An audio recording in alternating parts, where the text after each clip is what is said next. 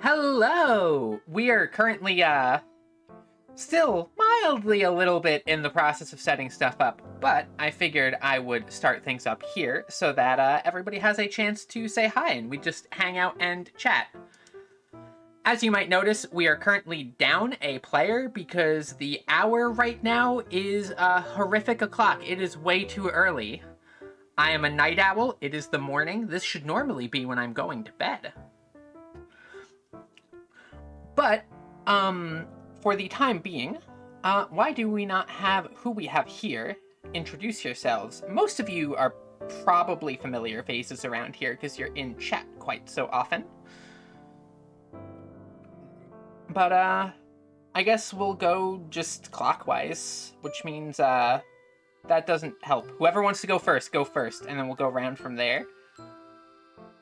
Also, goodness, he had nearly 2 years. I've never been here in my entire life, promise. It's true, Passel has never been here in his entire life. Let alone been like a channel mod or stuff like that. No, never. Short 3-year life. Can only hear me. That shouldn't be the case. Discord audio should be going. It begins. Oh, okay, now we can hear Passel. It was just stream delay. Yay, scuff. Alright. Anyway, take 2 just in case. Passel, start by introducing yourself. Hi, I am Pasil. I do dumb stuff. Fair enough. Setestums, you next. Ahoy, I'm Systems. I've been awake for about an hour, and I'm real excited to be here. Same, though. An hour of frantic setup. And, Kat, finally you. Hello?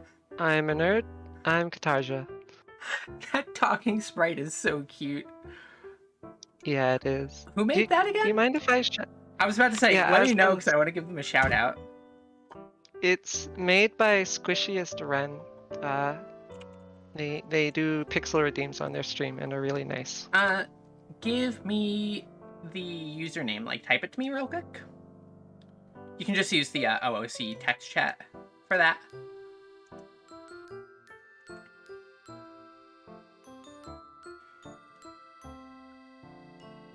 And then I will quickly give them a shout out because those are so cute. I might honestly go seek them out and see about maybe getting me one of them at some point.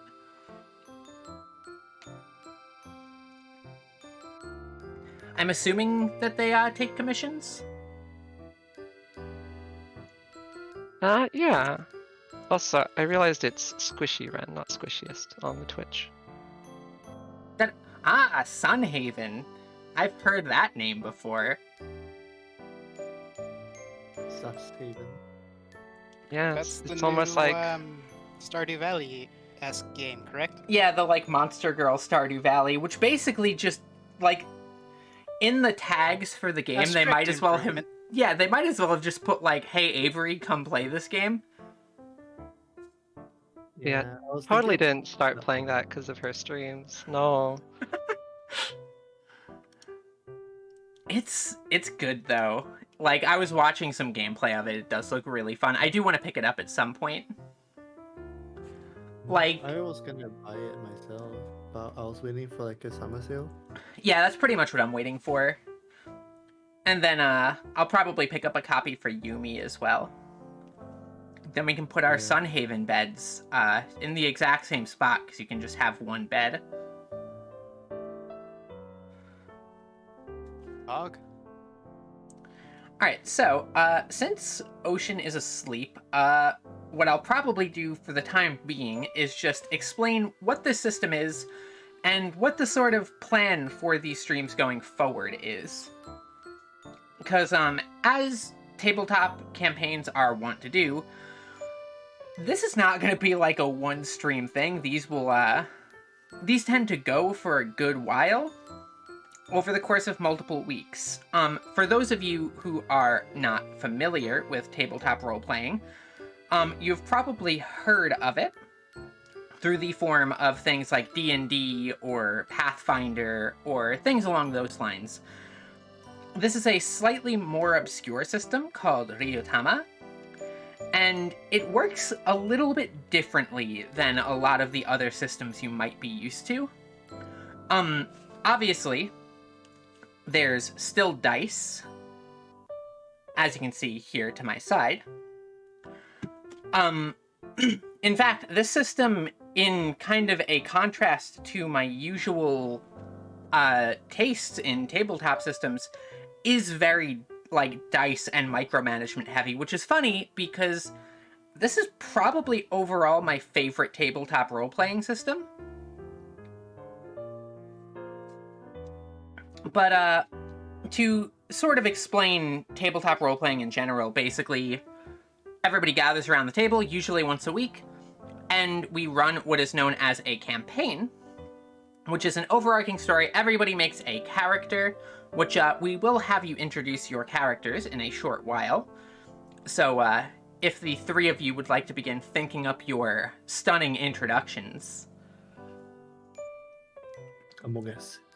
But basically, you'll kind of go and one person is considered the GM, the game master.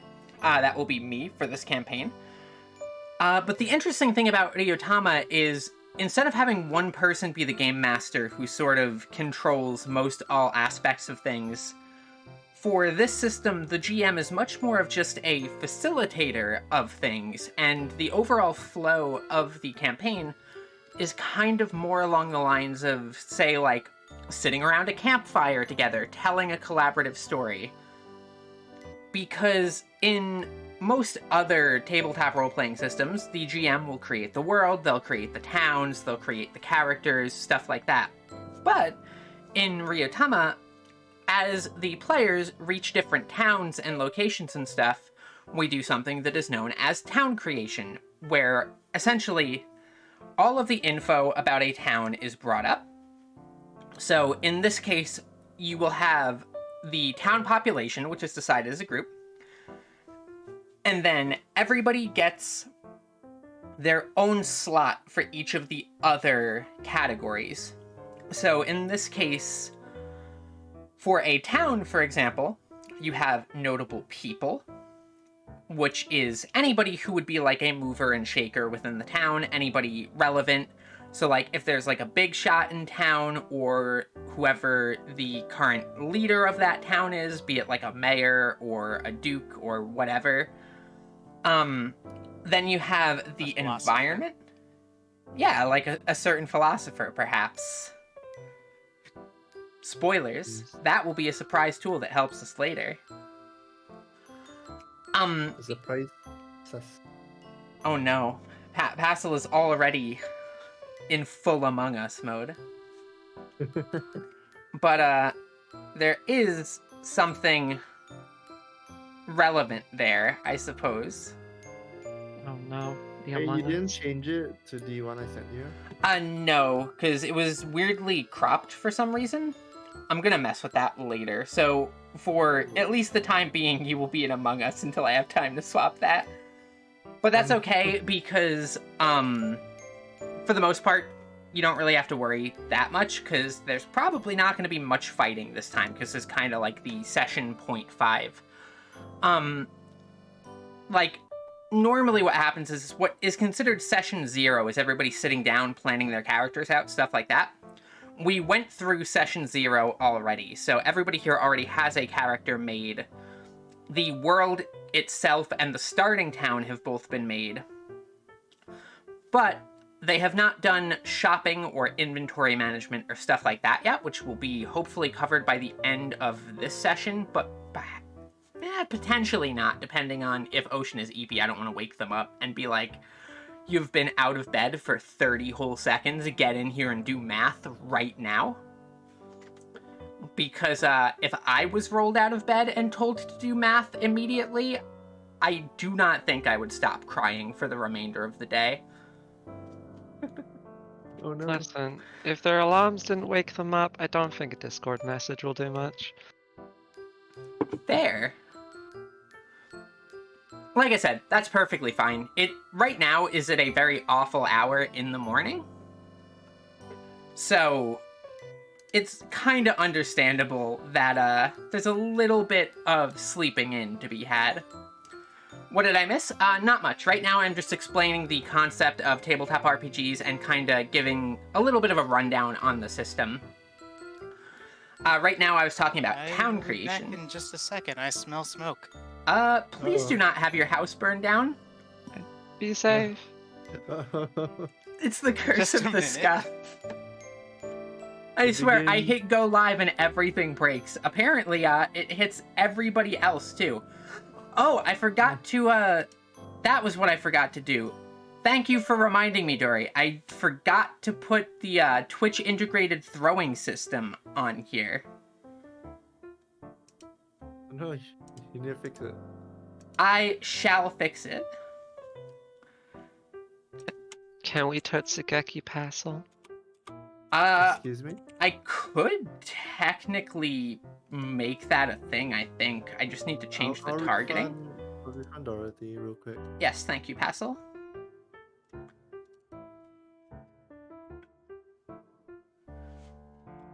Show the cute dice animation? Sure. So basically, in a tabletop role-playing system, you're gonna use dice. So what I did was, in fact, Kat, if you would like to be the one to... Wait, hold up. Oh no! Tits! Hold up. It's flashbang.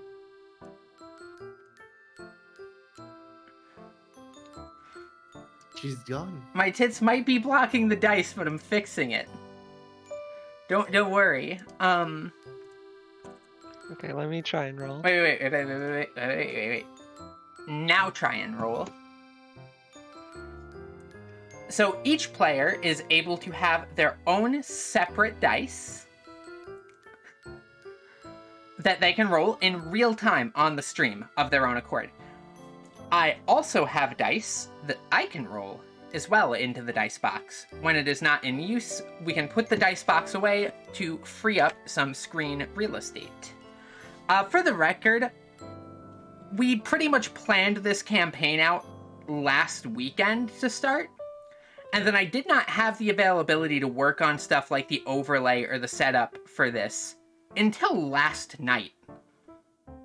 I spent 21 consecutive hours with one break to eat. So I guess 21 semi-consecutive hours, technically. Making all of the little assets for this, setting up everything, like I can change the weather, I can change the terrain type, and there's also the good old battle board here, which we'll leave as something for another time for you all to see. But on the whole, I am really proud of how this setup turned out, given that I only had a day to make it. Is Pastelin among us? Would he be anything else? The answer is yes, I didn't have time to fix it. I said it'd be like a 50 by 50 image, but I guess it broke. Yes, the bear from Earthbound. I think the reason that it broke is because I had everything set by, like, percent scales for the other sprite. So because the Amogus sprite was scaled down so much, it pretty much made you 1 pixel, and because you have, I guess I may as well show it off. Even though it's not quite ready, yours is the only one that is set up. So if I bring Passel in here on the board and spawn in some enemies, Yes. the players can actually attack different enemies and move to the front line and the back line, because the way that Ryowltama handles his combat is very much like an old school RPG, where you have a direct front row, you have a direct back row. And I wanted to be able to, like, I put a lot of thought into how to best visually represent a lot of the stuff for various aspects of this in a way that would be, like, a little bit more interesting visually to watch than just you all sitting here listening to us, you know, talk and describe stuff, because obviously there's going to be a lot of role-playing present, but also sometimes you just wanna, you know, to have a little visual setup. And for stuff like the dice, I couldn't not have a way to roll things. So, to get back... Oh, wait. I don't remember what we're missing. Oh, what? I remember you said that you put chat on the left side of the thing. Chat! It's chat! That's what I was missing. Oh my god. Again, No, I remember. everything for this was set up in like 21 frantic hours. There's gonna be some things I forgot. I don't even remember how to do this. It's session 0.5, not just for the campaign, but for the stream. Oh my You goodness, were I going. don't remember how to set up chat. It's been so long since I've had to put a chat on the scene. Crisis averted. We have a new crisis. I was about to say, I don't actually know if this is crisis averted quite yet. Okay, my crisis averted. How about that? Fair. But your house isn't burning Yeah, down. what was the smoke? Someone had started cooking breakfast and then left to take a shower. What? Oh no. Oh. Yeah, so the oven was on, and whatever was in the pan is now ruined. Oh Oh. no. That's so sad. Yeah, they didn't leave it on low enough heat for whatever they were cooking. Chad can go here for now. What were they cooking? It was once upon a time meat, but now it is soot and ash. Delicious, Mm, delicious God. charcoal. It's been gently smoked, you know? It's Yeah, literally gently, aggressively smoked. To an absolute crisp. That's how Evian's gonna cook anything ever. Oh no. Everyone gets to eat pure soot. Well, good luck to the party. So anyway, back to town preparation. Each player gets to contribute one detail to each of the slots. So you have notable people, as we covered before. You have the environment, so this is things like what sort of area it is, and like surrounding physical landmarks and features and stuff. You have representative buildings, which are important places in the town. You have the sights, sounds, and scents. These are things like festivals or specific things to sort of set the image of the town. Then, because this campaign will be set in the world of Monster Parcels, the game that our EP player, myself, and Passel are currently in the process of working on, it's set in that world, which means there are a lot of different monster folk spread throughout the world. Humans are no more common than any other monster folk, which means humans are actually somewhat rare, but also not at the same time. They're about as common as anything else would be. It's just that there's a lot of anything else's. So we also added a representative races tab for what sort of monster folk will be around each given town and settlement. Each of those, each player gets to contribute one slot to. In addition, there are 3 special categories that only have 2 slots, one for the players to decide on as a group, and one for me as GM to decide on. Those are the town's specialty goods, which can be resold at their full value in another town. The in-demand goods, which can be resold at a really good rate in this town. So, like, say you were in a town that is currently suffering from, like, a food shortage or something. Food might be one of the in-demand goods, and if you have extra food, they'll buy it off of you at a premium. And then surplus goods, which are things that the town just has too much of or very little use for, that you can buy very cheap here and bring elsewhere. Ryowltama is very much a... I wouldn't say trading-focused sort of thing. This instance of it will probably have that as a very large portion. But Ryowltama is very much about the small adventures. Like, you are not big-shot heroes. You are regular people going journeying. You're going out to travel, you're going out to explore. The tagline for the game describes it probably the best I've seen as a Hayao Miyazaki's Oregon Trail, where you're going to be traveling places, you're going to be seeing things, but it's going to be very beautiful and, you know, fantastical in a lot of ways. And then we'll catch dysentery. Yes, you will catch dysentery. You'll buy too many grandfather clocks and then you will perish. Just... Yay. a Huper? That's not a word.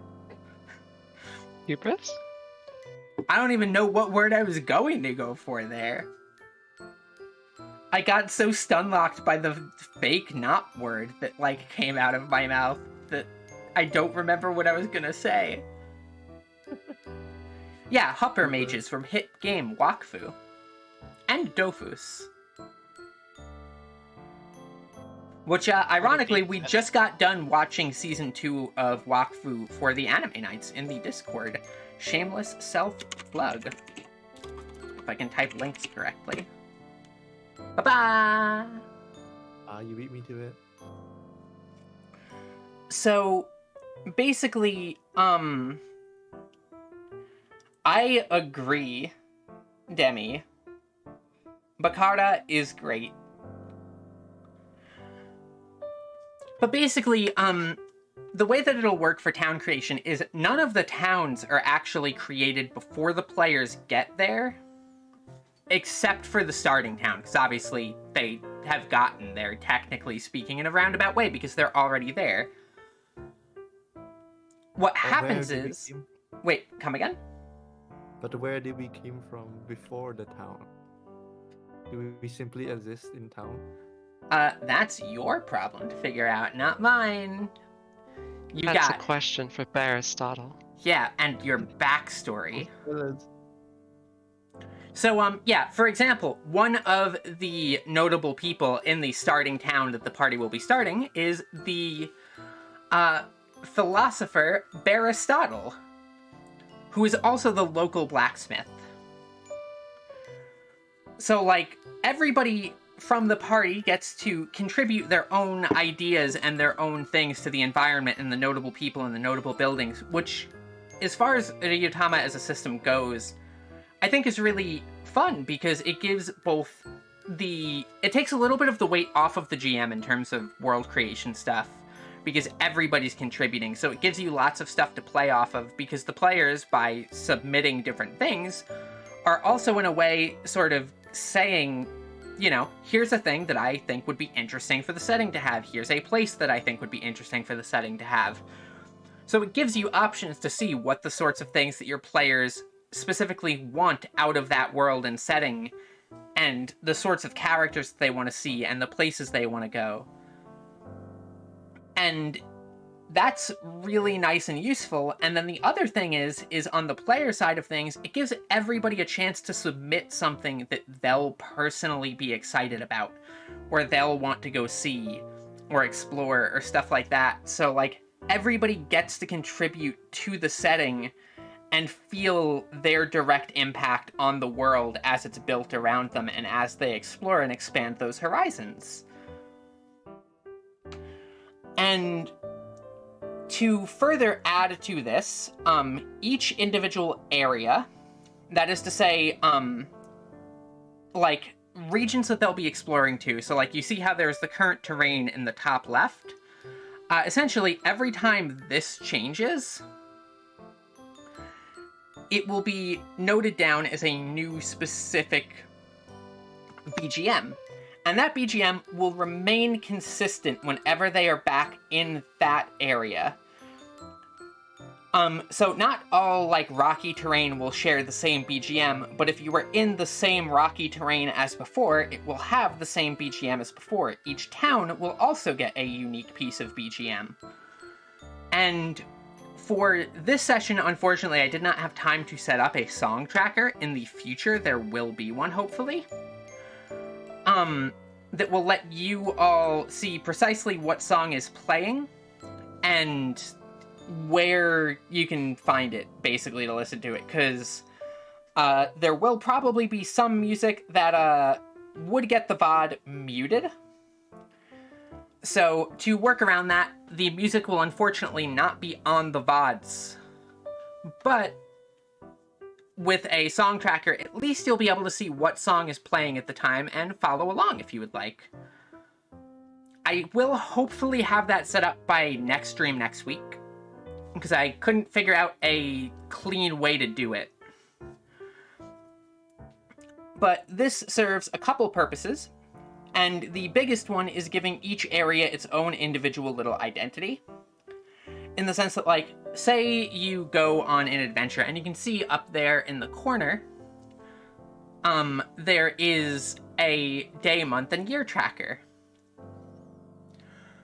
The thing with Ryowltama is your journeys are measured in days and hours and footsteps and people that you've met and stuff like that, which means keeping track of what day of what month of what year it is both a fun way of determining how far you've come since the start of your journey, but can also be very important for things like keeping track of the seasons and how long it takes to get places in terms of like food spoilage or things along those lines. Because I'll get to the party roles in a minute here, but things like managing the resources for the party is a very important role.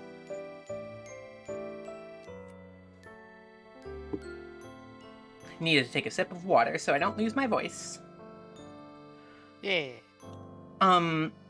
So basically, like, the way that the setting was determined calendar-wise is the months are 40 days long, separated into 4 weeks.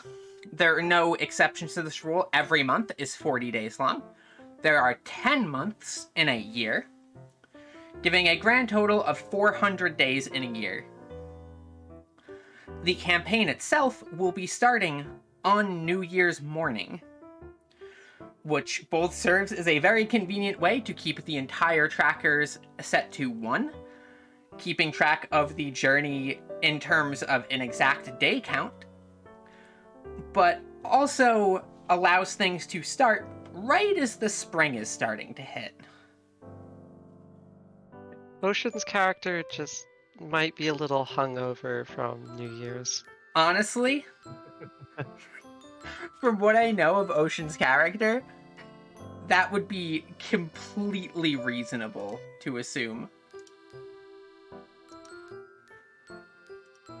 But essentially, speaking of characters, why don't we have you all give your characters a brief introduction? Perhaps the best way to understand the system is to just go into it. We probably won't do too much of that just because Ocean is currently not here, and the party still needs to do their initial shopping.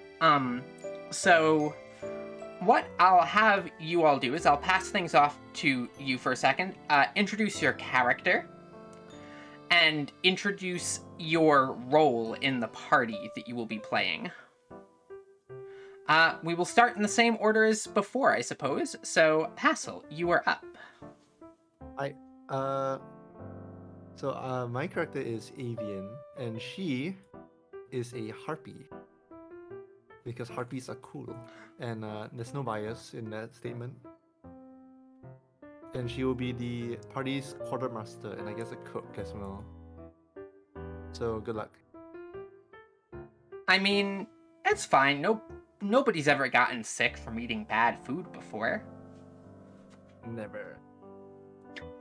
I say this even though, like, my family right now are all currently sick with food poisoning. At least I think it's food poisoning. It might be a stomach virus. And I seem to be the only one who has escaped that fate through the magic of cooking for myself separately. So, Setestums, Yeah. you are up next. Introduce your character. I am playing Bernard, who, as his namesake indicates, is a bear. Yeah. I just kicked something. The Bernard is going to be the leader of the group, in whatever fashion that'll end up being. They are going to be an artisan, and they will deny being related to Aristotle in any way, in shape, and form.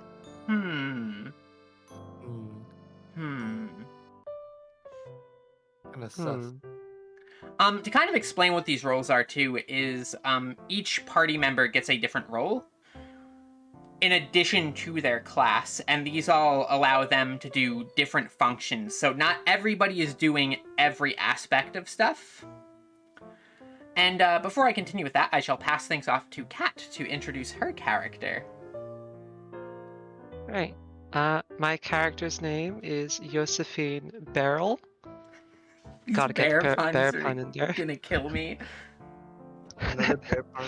Yeah, she is a wetter herder, in the mountains around the starting town and an apprentice of Aristotle. And I will be keeping a journal of the party. And what is a weta for people who do not already know? Oh, of course. A weta is it's basically a giant New Zealand cricket, and they're endemic to New Zealand.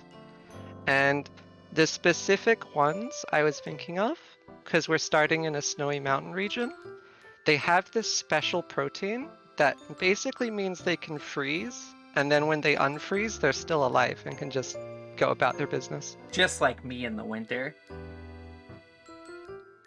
However, do not contact me in summer. I do not exist during summer. It was 100 degrees Fahrenheit yesterday, and I was dealing with a wasp's nest that was in my window, and I had to pull the entire AC unit out and leave the whole window open, and my room shot up to 100 over the course of this, and I was ready to just curl into a ball on my floor and perish. Avery is Understandable. not a snowman and melts. Exactly. Snow owl. It's like a reverse bear thing. Instead of hibernating during the winter, I am exclusively active in the colder seasons. During the summer, I just lay on my floor and weep until the temperature drops below like at least 80 Fahrenheit, at which point I stand up and I go, I am renewed, and get like 3 things done. And then collapse back into a heap on the floor. Me and heat just really don't get along. Exactly, a long summer nap. Preferably in an ice box of some sort. So, Comfy. basically, the party roles, there are 4 of them. You have the mapper, the journal keep, the quartermaster, and the leader. Each one of them will handle different aspects of managing life on the journey. So, the leader is probably the most straightforward to explain, so I will go with that first. What the leader does is, during combat, they handle initiative, and initiative works a little bit differently in this system than you might be used to in others. It still does determine turn order, but also initiative is what you are targeting against for defenses. So when you swing, you will roll your attack using whatever your current weapon's dice are, and what you're swinging against is their defense, and their defense is their initiative. Or alternatively, if they're using a shield of some sort, it will be whichever is higher between the shield or the initiative. To that end, having a good initiative is very important in this, because not only does it allow you to act first, it gives you the best defenses in combat. One of the actions you can take during a turn is to assess the situation, and at the start of the next round, you will re-roll your initiative. Initiative is not done on a round-to-round basis. Once you have your initiative, it is set for the remainder of that fight, with the exception of the assess action changing your initiative. When you re-roll your initiative at the start of the next turn, you take whichever the better of the 2 rolls are, so your initiative will never go down, with the exception of a feint. Feint is another action that can be taken during combat, where you roll an attack, and instead of hitting the opponent for damage, you actually lower their initiative by 1. Making them easier for everybody else to hit, and this does stack and lasts, because initiative's not re-rolled each round, indefinitely until the assess action is taken. So there's a lot of interesting things that you can do in combat that are not quite as present in other systems. Another interesting thing there is the objects system, where at the start of each battle, each player plus myself will be able to add an object to the battlefield. And as the players, what happens is when you go to roll an attack or whatever option, so like say like a defense or stuff like that, I'm pretty lenient with it. As long as you were able to roleplay out using that object in a justifiable manner, you will get +1 to the roll that you were trying to use that object in relation to. So, like, say you are doing something like, you know, trying to pull off a feint, and you grab the nearby rock that is on the ground and you throw that past an enemy's head in an attempt to distract them, you can actually give yourself a +1 to your roll to feint. Once an object is used once, it is considered consumed and is not, like, it's still present on the battlefield, but it no longer provides extra bonuses. And there's an action you get at later levels called Search, which allows you to add objects back onto the battlefield. So, the combat is interesting, but is far from the main focus of the system. Basically, the lion's share of the EXP for your journey actually comes from these little terrains and weathers up in the top left here. As you journey across different terrain types, they all have a different base difficulty to them. So for example, plains are a +6, rocky terrain is a +8. And what you are trying to do is, while you journey across those terrains, you are rolling journey checks to determine how well you are faring in your travel across, to make sure that you don't get sick or fall while on the road or things along those lines. Inclement weather can further impact things by adding additional pluses to this, and the majority of the EXP that you get is actually from the highest terrain difficulty that you have traversed since the last time that you returned to a town and got a nice good rest. We are doing it so that EXP is awarded on town return. So outposts also count for this. Basically anywhere that you can have like a nice safe rest without like having to camp and keep watch and things like that, where you have time to actually sit down and have a good meal and take a nice bath and reflect on the journey as it's been. To the end of the journey as it's been and reflecting, bonus EXP will also be awarded each time that a session, quote-unquote, is ended if you have recorded something in your diary. Because aside from the journal keep, cat right there is also a player diary that will be kept by each player that will kind of just keep their characters' thoughts and feelings in the journey of the moment jotted down. It doesn't need to be anything particularly complex. It's, you know, a diary. You write as much or as little as you feel. Cat's job is the journal keep, is to keep a more detailed record of the party's journey and who they have met and stuff like that. Then, Passel is the quartermaster, meaning that he is there to basically keep track of all of the items. He keeps track of how much money they have, how much food supplies they have, what their current equipment options are that they have stored in their little caravan. Can take over shopping in place of the party if the party has other things that they would like to do at the moment. You know, things along those lines. Passel's responsible for managing the quarters. Master quartermaster. It's a very hot job everyone wants to be. It's true. It is. I think, I forget, It was Satessim, highly contested. were you also in the contest for quartermaster role? I was not. Okay, so I think Satessim's was the only one who wasn't? Yeah. Like it, yeah. Yeah. Ocean was in the contest until they drew an incredibly lovely map while I was explaining the system, at which point they were immediately unanimously voted in as the party mapper. So It's so good. I'm very excited to show off some of those maps. Actually, to that What end, do you mean by cheat time to time? Yeah. What does that mean? I don't cheat, I promise. Of course. don't worry. All of the spreadsheet stuff for quartermaster stuff is still kept in a spreadsheet that I have full access to.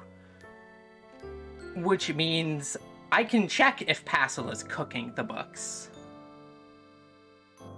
Yeah, I'm doing a No different number one. punching here. Here. Chat's here too, see?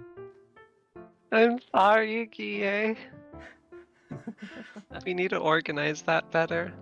Guille, it is my fault. I am the one who kidnapped Passel. If you must blame anybody, let it be me. Manga. Actually, wait, no, it's fine. Just blame Passel.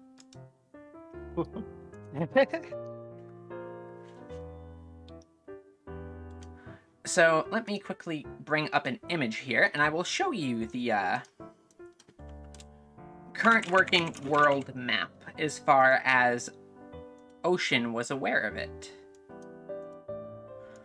Because an interesting thing about the way that this campaign will be run is there will be a GM map and there will be a player map. The players will not have access to the GM map.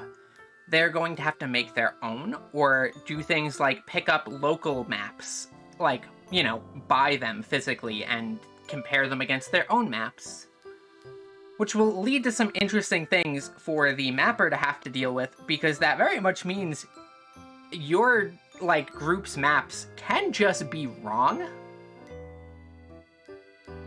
Yeah. And you might go in completely the wrong direction while packing the wrong amount of materials. But, whoa, that's big. Let's make that less That is big. less big. So this is currently Oh my god, that's nice. it's real nice. There's one slight flaw with it, and that is that on the compass there is a moon present. It's a crescent moon. It's fine. It's just got a hole in it. That's a secret for later. I guess I can actually make it a secret for now. The world does not have a moon anymore. The incident happened to it. I stole it, I'm sorry. It's true, Passel accidentally dropped it, and the whole thing just cracked open. Very unfortunate, really.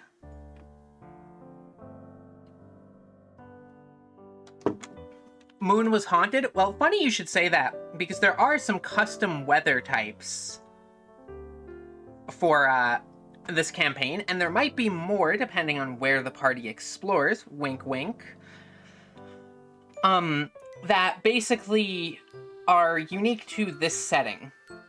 So 2 of the unique weather types are the falling glass, which we'll cover that in just a moment, and the haunting weather type. So yes, Moon could very well be haunted. Or I guess could have been haunted. It's not really there anymore. They're Not not a Very- full moon to haunt The moon anymore. is haunting us. Exactly. the ghost of Moon Pass. Basically what ended up happening was a big ol' meteor smashed into the moon.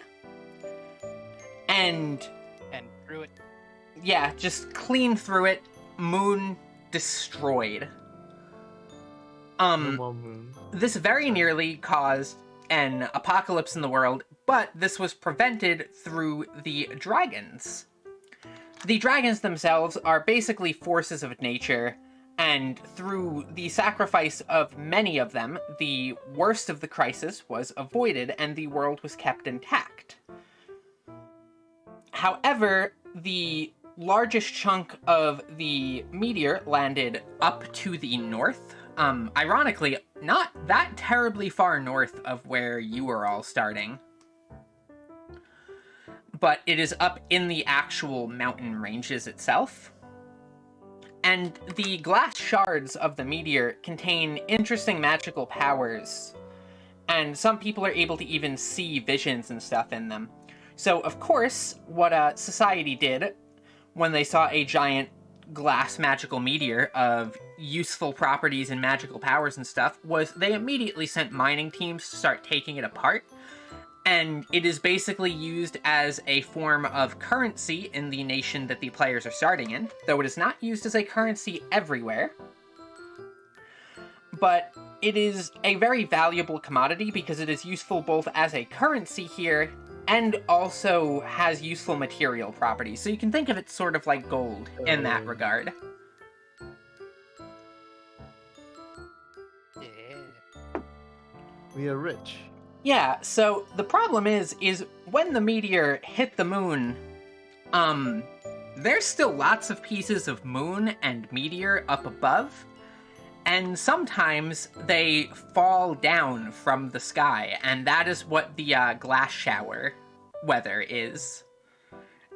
You are literally caught in pieces of moon and glass meteor raining from the sky and crashing to the ground. That is why it is a +5 weather, which puts it on par with blizzards and hurricanes.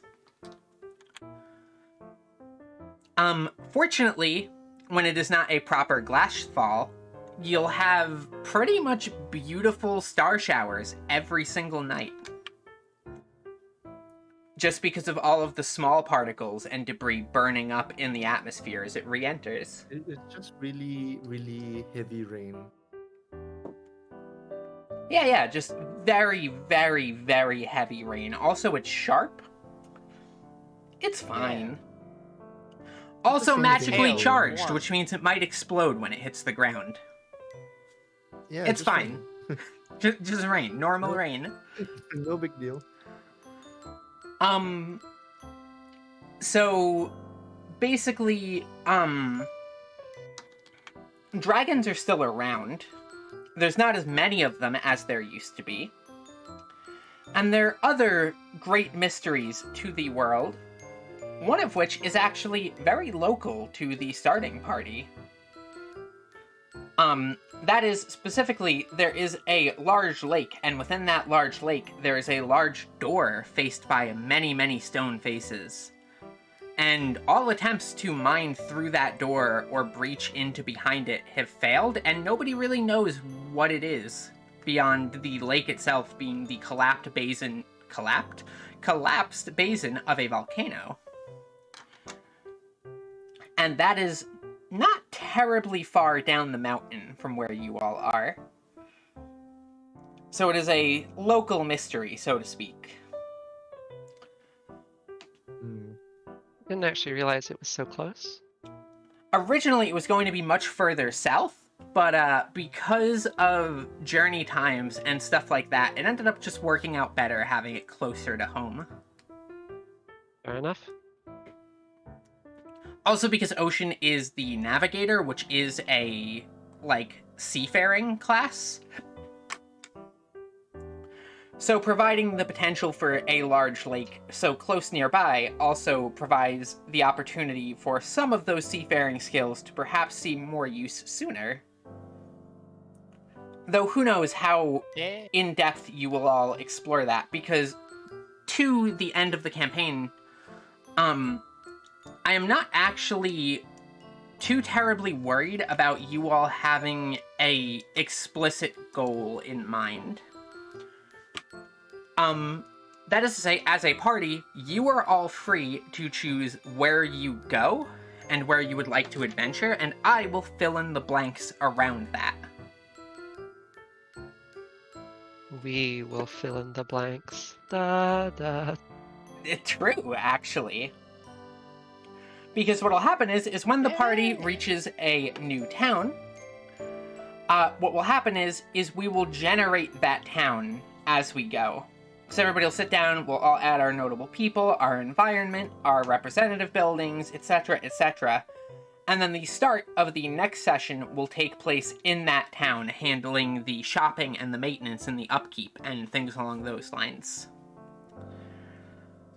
I'm trying to think of what other important things there are to cover.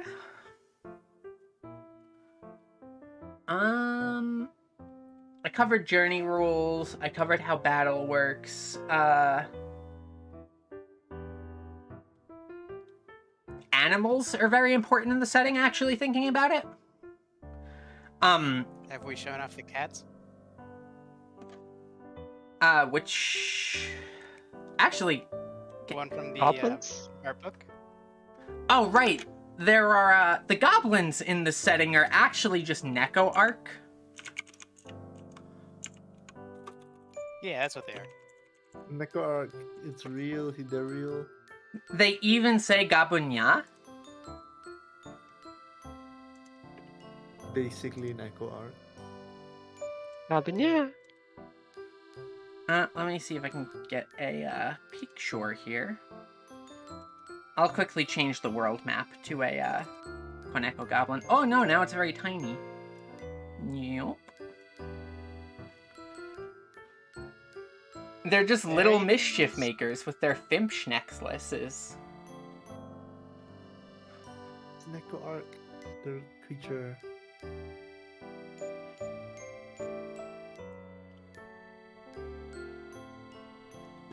They are very cute.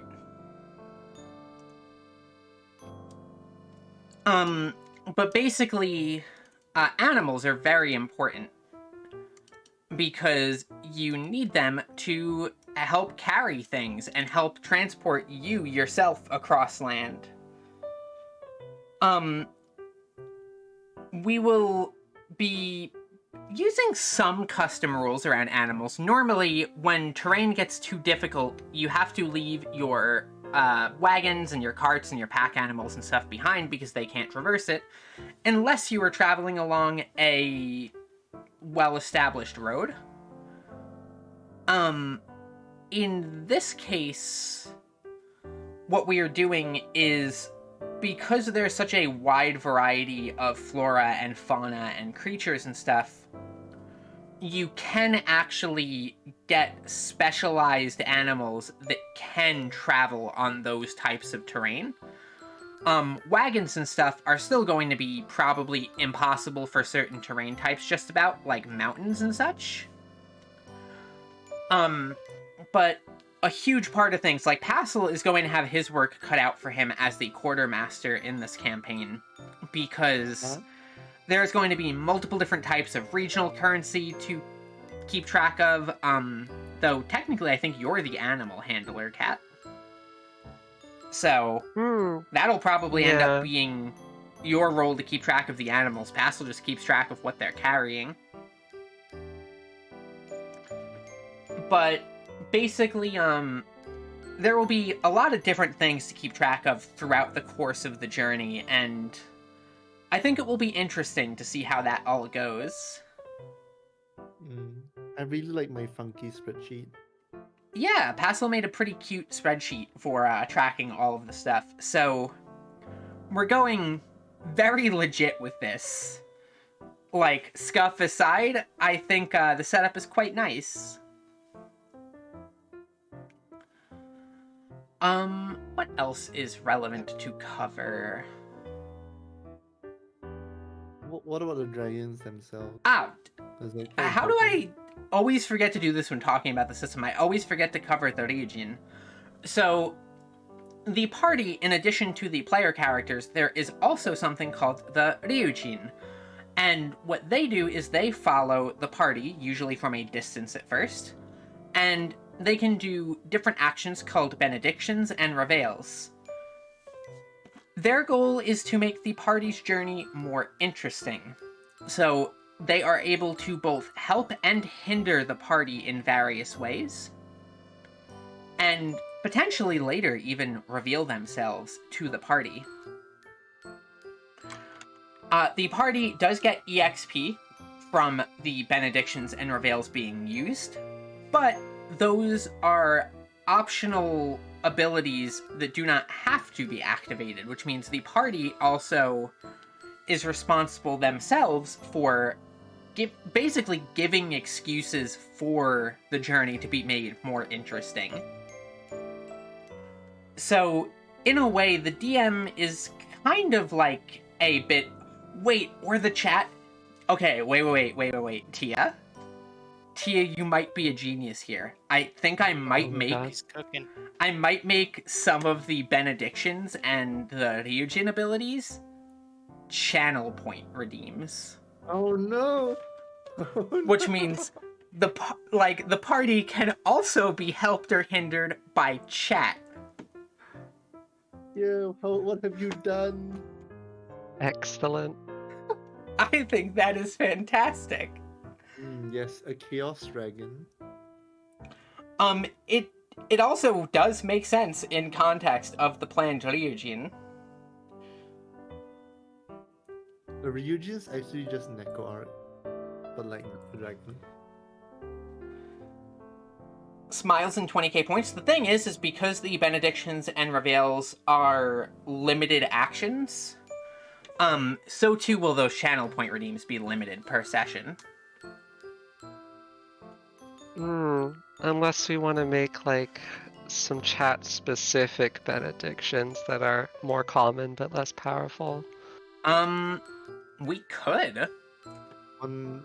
Let me grab the rulebook and look at the benedictions right now. I think that was page 111-ish?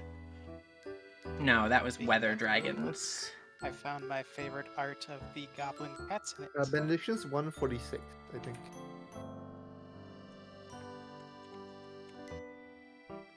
Yep, Yeah, there we go. We can figure this out while waiting for Ocean. Yeah, I think this will be a, yes, the, other piece of art. I will, quickly swap the world map for that. Save image. And then I will add it.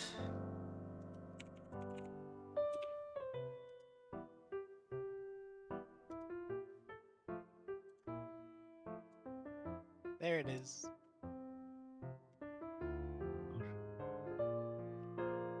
Gobunia. Yeah. So yeah, we will figure those benedictions out in a second, but one other thing that I do want to cover is that while the party itself is the base for, with the way that the battle board is set up, there is still room for 2 additional party members. They will not be permanent additions, but sometimes I may have a guest on here or there for basically jumping in for one session, because EXP is awarded to the party, not to individual players. 1 point to Charm DM with Monster Girl. That one's a freebie. But basically, occasionally there will be an additional player sitting around the table as a guest here and there to jump in for one session. Because of the nature of Ryowltama as a system, it works out really nice in that regard, because you can just have somebody who you happened to run into in a town and you shared similar goals at the moment, and perhaps you set out on a journey together. Once you return to town, you part ways and continue on your own separate adventures. And then, if they happen to jump back in for another session another time, perhaps you cross paths with them in another town. They've still been going on their own journeys and their own adventures, which means they can just kind of be caught back up to the party, EXP-wise and stuff, and it makes it really easy for people to jump in and out. So, as for the benedictions here, I will read out what the different benediction types are, and then we can think of some for chat to have as options. Kat, as you were the journal keep, would you like to write these down as chat comes up with them? Sure. Also, thank you for the hydrate. My voice is already getting a little wobbly, and it's only an hour in.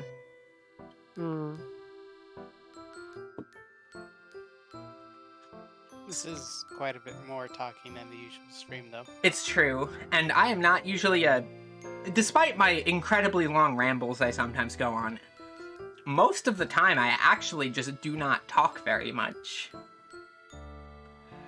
So this will be a good voice workout. So, the Ryujin for this setting, or I guess not this setting, but this campaign, will be using the green dragon type.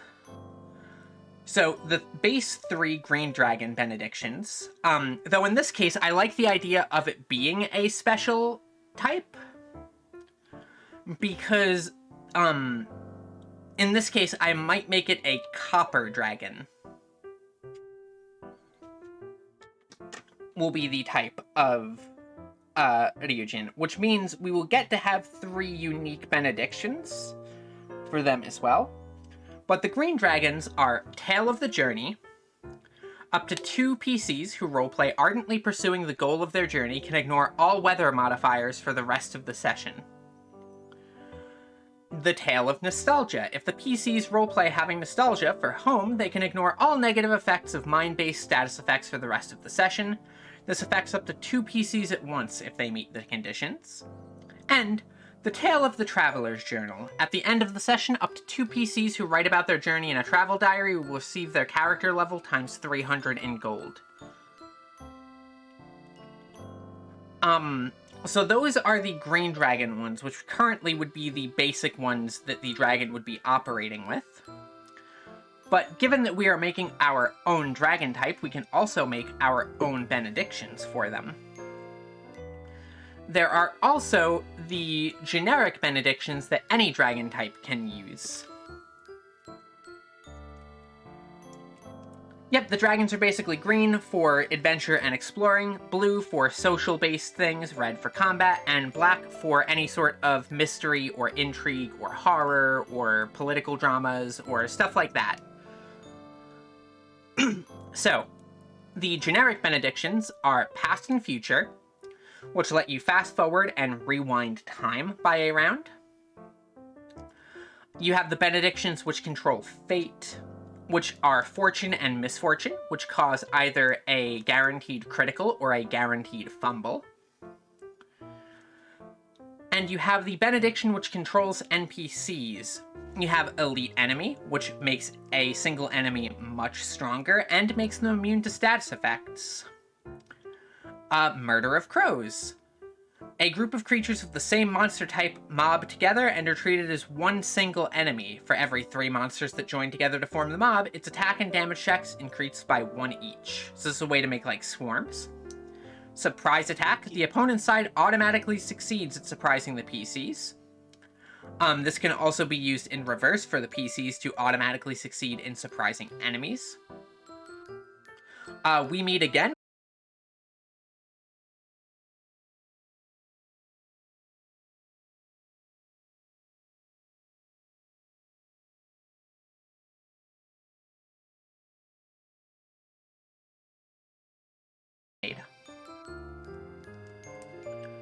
So, I am going to quickly go grab a drink of water. I will leave all of you here for a moment. And while I am refilling my water cup, I would like, any suggestions any of you have been cooking up for what the chat-specific Ryujin's benedictions could be. Or potentially any other new generic benedictions as well that can go into the pool. This way, chat can really have some fun messing with the party over time. I shall be right back. Spawns Neko arc randomly somewhere.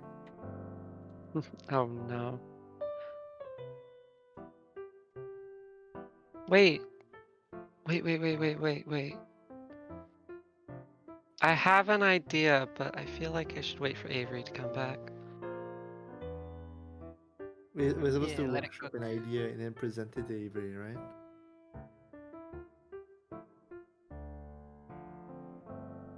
That should be fine.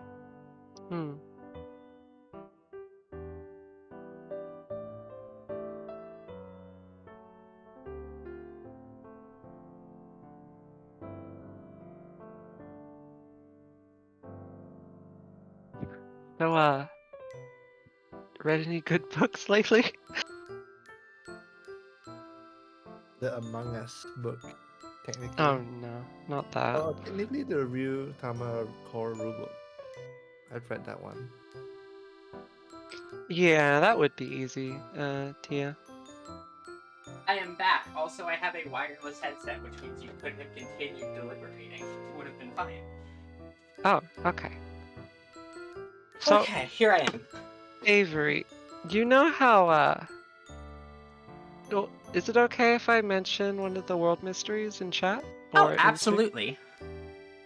Okay, so you know how the world has critters? Correct.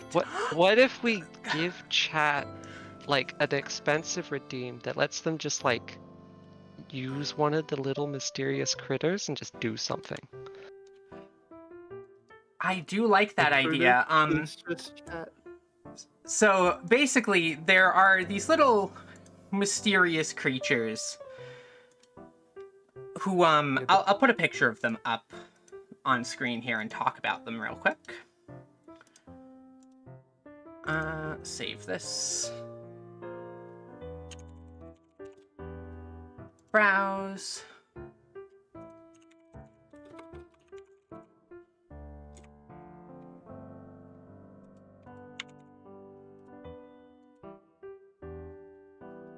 Why is it not showing up? Oh, I know why it's not showing up, because I am a fool. Oh no. It is saved as the WebP instead. Now I have fixed it. Yeah. So there's these little lads. Whoop. Moved something there. The that Totoro needs- sprites. Kind Them of. is- Right. The soot sprite. Basically, think of them as a combination of, like, the soot sprites and Pikmin.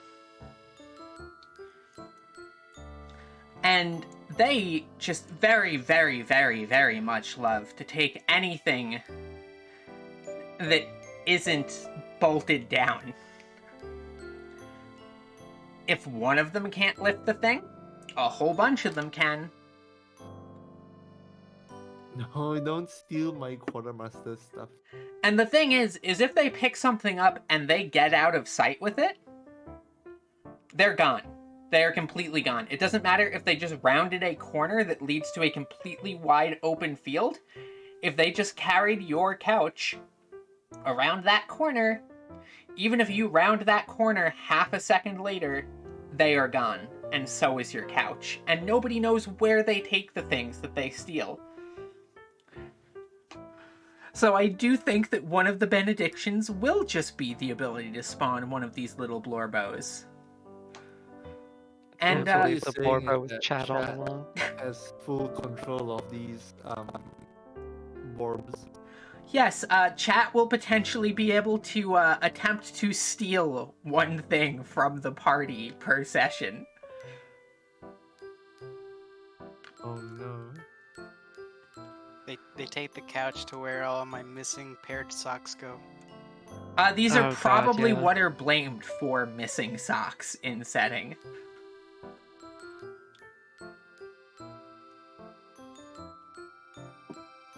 But, so that's one of them. I do like Tia's -1 or +1 to any one dice roll. It's like the stronger auto crit or auto fail.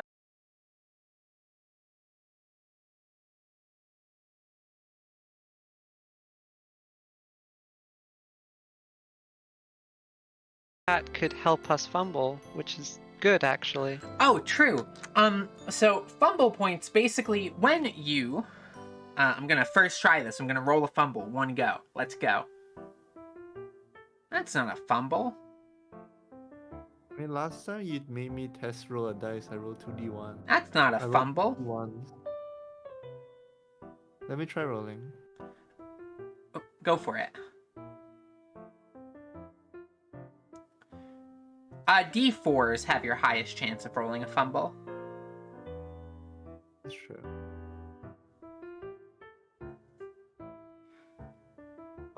Oh. I got a 1 and a 3. Is that a fumble? No, it's only double ones. I'm gonna roll until I get this. Or I'll let you roll until you get it past, so you can keep rolling while I accidentally put the dice away. So basically what happens is on a fumble... There it is. Hey, there we go! So on a fumble, everybody in the party gets what is known as a fumble point. That fumble point can be consumed later to do an action known as concentrate. Concentrate can be applied to most rolls, and is a +1 to the roll. You can either spend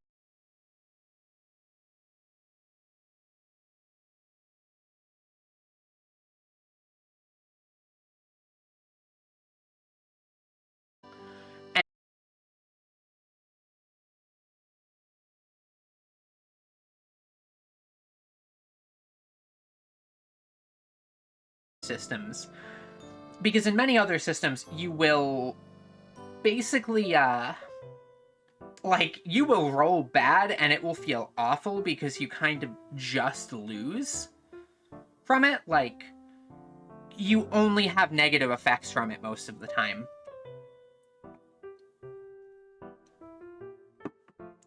Needed another sip of water there. In fact, one more. Take care of your voice, Avery. So you'll pretty much, like, just suffer in other systems when you roll a fumble. In Ryowltama, it's nice because A, you're pulled a little bit less out of your character than you might be in other settings or systems, because in Ryowltama, you're ostensibly just normal people going on your little adventure. Which means, like, you're just a normal person. You might just trip over a rock while walking on the mountain trail and twist your ankle and be out of commission for a day. Like, this is just a thing that can happen to you. So, it's not quite like how, you know, in other things it's like, oh, your character is an expert archer that can shoot the, like an acorn off a tree from a quarter mile away. Like, they're a 20th level adventurer, and then you just, like, roll, like, consecutive awful rolls and just fail something incredibly basic that your character should have been able to do with their eyes closed, like, 15 times consecutively. And this just happens over the entire session, and for that session, your character very much just doesn't feel like your character, you know? And this can go the other way, too, where, like, you can just roll too well on a character who's supposed to be weaker, and suddenly it's like, you know, the mighty expert barbarian who can pick up and throw boulders the size of a house is failing to, like, open a locked door, and then, like, the random person comes over and just does it first try. Which is, admittedly, very funny. Like, this is hilarious when it happens. But I think from a narrative and writing standpoint, it is less good because it lacks consistency of character. Which is one of the things that I dislike about a lot of dice-based systems, is so much of your character's capabilities are tied to the dice that it kind of pulls... Sometimes it just pulls away from the character. In Ryowltama, given that you are a much more normal person, you have the option to... I guess not the option, but, like, it's more in character for you to potentially mess things up and have to try a little bit harder. And with the ways that difficulties work in Ryowltama, as your stats go up, your chances of criticals actually, in general, go down. But your chances of overall success go much, much higher. And for rolls that are not like a binary pass or fail, your degrees of, like, relative success, like how well you do the thing, also goes way up with your stats being higher, which kind of makes sense. If you're a novice at something, you are probably going to mess it up much more often as you would on the lower dice. But you also might accidentally do something really well and then completely be unable to replicate it, and you're like, wow, how'd I do that? But when you're really good at something, you're probably just going to be doing the thing consistently well, repeatably. But you're also probably not going to have many just sudden random standout bursts of extra success. like, the example I like to give is, like, you know, it's in an old setting, and caramel is the standard thing to cook for sweets and such. A novice might be the person who fumbles a lot, but that one time they managed to roll a crit on their 2d4s for their cooking, and they suddenly have the idea to do something that all of the more experienced chefs of the world would have been like, eh, and they add salt to their caramel. So, like, it gives options for a little bit of variety that feels much more in line with what the characters would be. And yeah, like, the Curse of Bum Dice has scared me away from being, like, serious professional type characters. I agree. I usually like to play sort of, like, relatively bumbling characters to begin with. At least in the sense of, like, they can be good at things, but also very often there's some variant of disaster. But, like, it can be risky with, like, very dice-heavy systems to play a character that's trying to adhere to, like, a very specific role very ardently, because the dice might have other decisions. Level up or down the terrain. I do like that, but I think what I will do is, instead of leveling up or down the terrain, I will allow the chat to control the weather with one of the benedictions. I like the sound of that. Oh, chat's gonna like make it a glass fall thing, and then also for a bunch of tits at you for realism. In this case, probably the higher weather values, would require, like, well, can confirm tits is working again. Also, Alma plush. But basically what I'll probably do is I'll make that benediction a 3 times per stream redeem. And Abba Jabba. And basically, if you redeem to change it to something like a glass fall or a hurricane or stuff like that, you'd have to redeem it multiple times. Ah-da-da.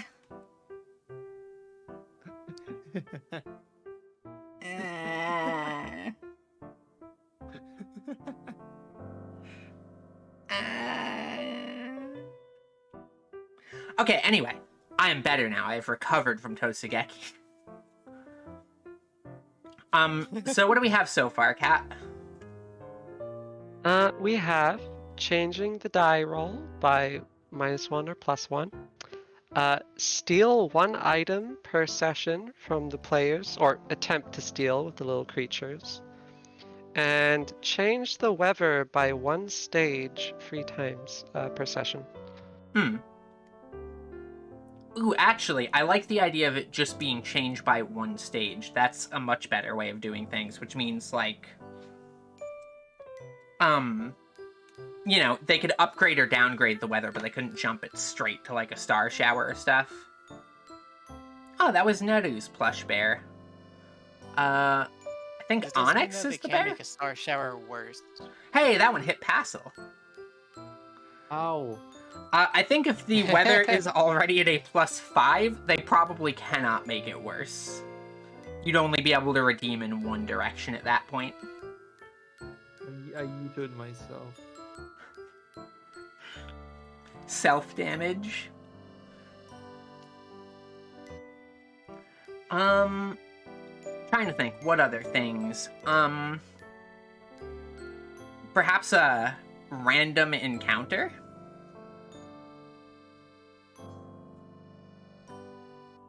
Be it monster or NPC. In fact, I could make a The Wheel for this. Oh. Spin the wheel. Wheel. Wheel. For the record, we are all That adherents of the double wheel damage. here.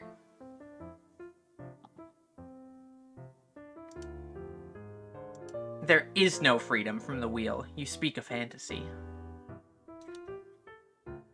Wait, I want to check something real quick. If I add another image here...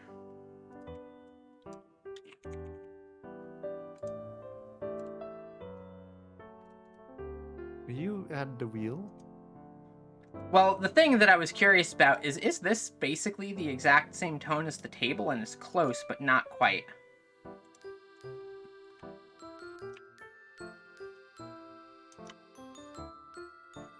But I will leave that there for now. Monsters and players can use magic. In fact, that's actually a thing that I forgot to add. One of the world mysteries that the players decided upon is a strange fog that rolls through every so often, and basically this interferes with magical means.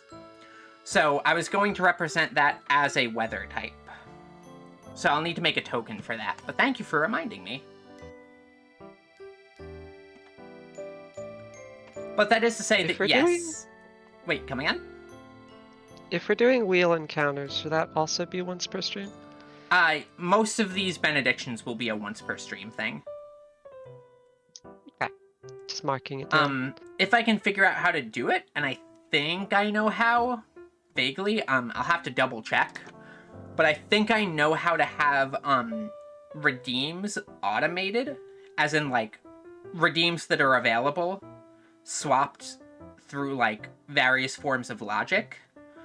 So I think I might be able to program it so that, like, chat can only redeem a certain number of benedictions each session, and then all the benedictions will be disabled. Oh, fancy. Very fancy. Yeah, so I think spinning the wheel will be a good one. That will have things like random enemy encounters, random treasure finds, meet an NPC out in the wild, get some food.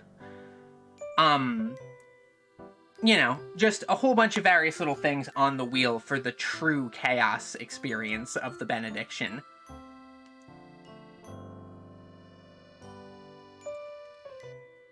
So I think that one works.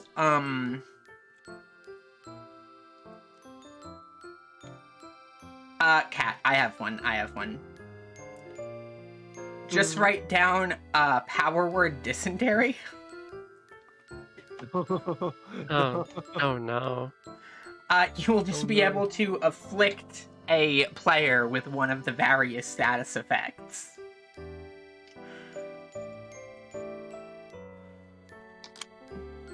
Probably only like a, rank 4. Why?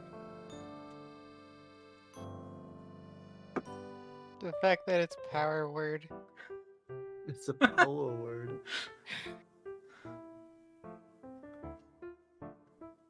And that's probably good for now, combined with the base ones for the generic ones. What should our, like, Ryujin's abilities be for their 3 class-specific ones? I do think the wheel should be one. Ooh. Or maybe the wheel should be like one of the ones that control fate type things, where it is the more expensive ones. I suppose I'll leave that to deciding. So I think the domain of the copper dragons here will probably be growth is their primary, like, domain, similar to how, like, greens have, like, journeying and blue has, like, people and social experiences and stuff like that. Copper will be personal growth, so they'll need some related to that. Murder of crows, obviously. I mean, Murder of Crows is one of the generic ones. Oh. As in, like, these Like would the be... team. We're making a custom Ryujin type here.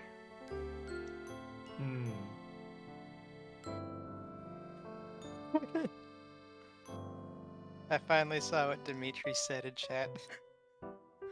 It's pretty Shake much what hands. happens. Power word dysentery is a very dangerous thing.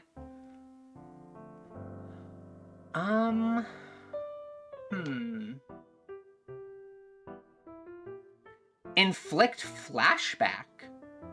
I like the sound of that. Elaborate.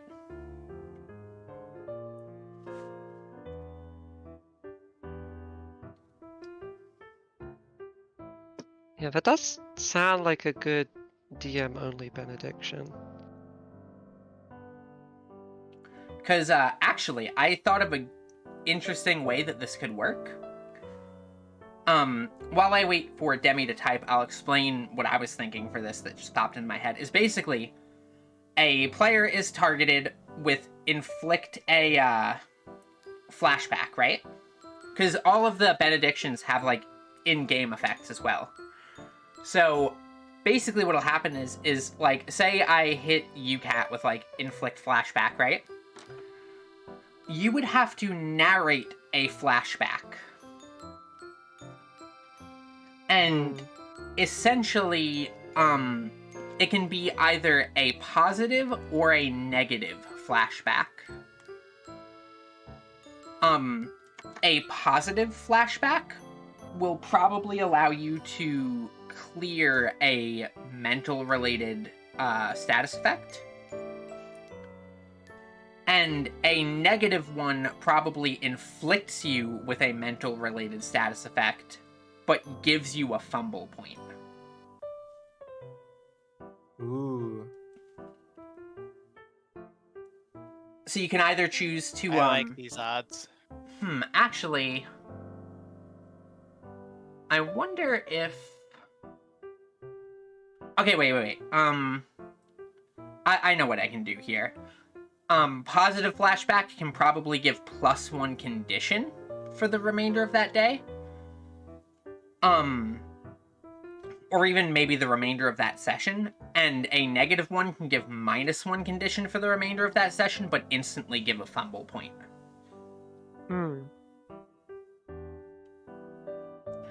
So you kind of have the option to either hinder yourself but gain a fumble point for later, or help yourself overall.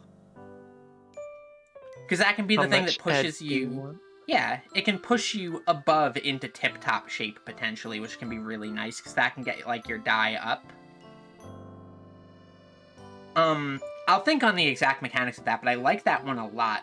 I like the overall, like, in terms of the in-game effect of it, that will be whatever, but I like that it kind of is your choice as the player to choose if it's a positive or a negative flashback and how that will impact your character and their growth.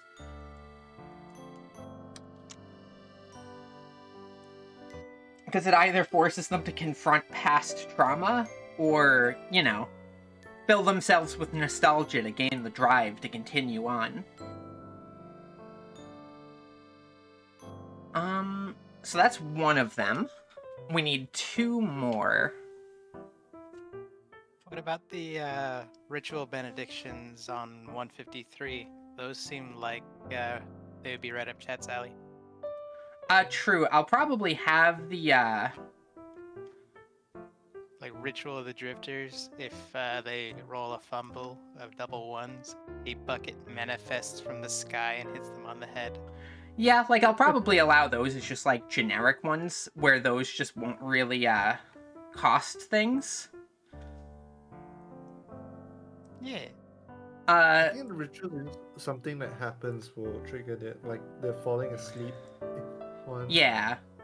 The exception to this would be Ritual of Fists, probably. Ritual of Improvisation is active 100% of the time, because, I play things by ear. My wiggly feather ears. What does that do again? That is the GM ad-libs the entire session from start to finish. This is just, how I GM for the most part, so that's pretty much in effect 100% of the time. And of course, the player characters must go along with it as much as possible. You have no choice. The illusion of choice. The ritual of power of words is like the funniest one. Yeah, Ritual of Power of Words. Basically what that benediction does is once during the session, something that a player says actually happens in the game. If they jokingly said that their character says or does something strange, watch out, it just might happen. So you can basically monkey's paw the party. Like, the player will be like, ugh, this terrain sucks. Like, watch, it's gonna start raining or something. And then the chat's just like, yeah, it is actually. It is, in fact, going to start raining. Yeah, make it like a text redeem, right? And the redeem will be a quote of something one of us said. Yeah, and because this one doesn't cost anything, I'll just make it a once per stream thing. Once per stream, they can monkey's paw the party however they wish. Oh no. I love that. A lot of these rituals are like once like an active one. Like Ritual of Taboo is really funny. Yeah, what Ritual of Taboo does is the GM and players cannot use any modern words or expressions. If they do, they take 1 damage. They just get doinked for a hit. Bazinga.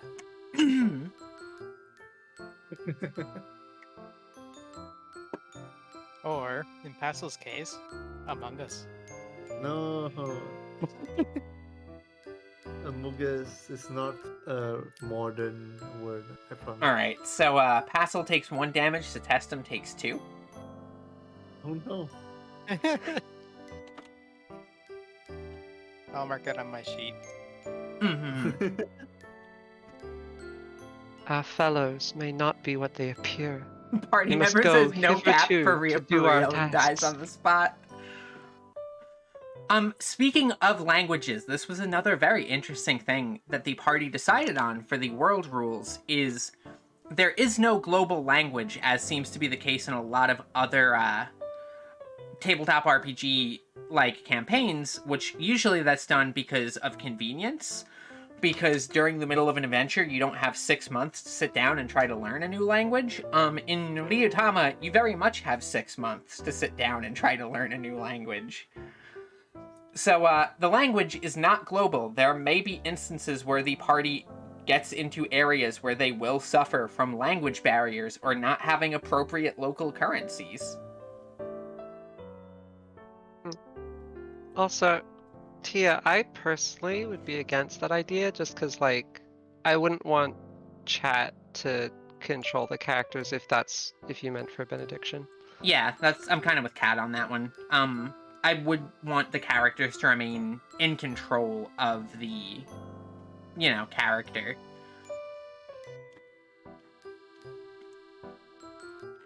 However, there is a way that this can work. Because all of all of the dragon benedictions, like, take the green ones, for example, of, like, if the players roleplay having nostalgia for home, they can ignore all negative effects of mind-based blah blah blah. In this case, it could be, like, if the players roleplay, like, pursuing their interests or stuff like that, which means the onus of choosing what those interests and passions are is still on the player. And it is if you roleplay those out, then you gain some sort of benefit.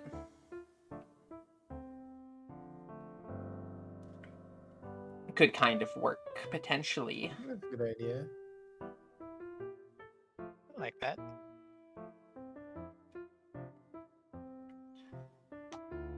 Also, Kat, could you try sending a message to Ocean? Sure. I can try again.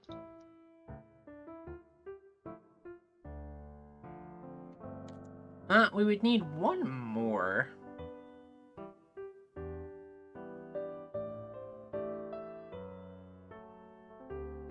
Actually, I know what the last one will be. The last one will be my home rule about the diaries. Where at the end of the session, if the players record in their diary, they gain 50 bonus EXP. In this case, this is Ooh, basically an always active benediction that the players are essentially able to trigger on their own.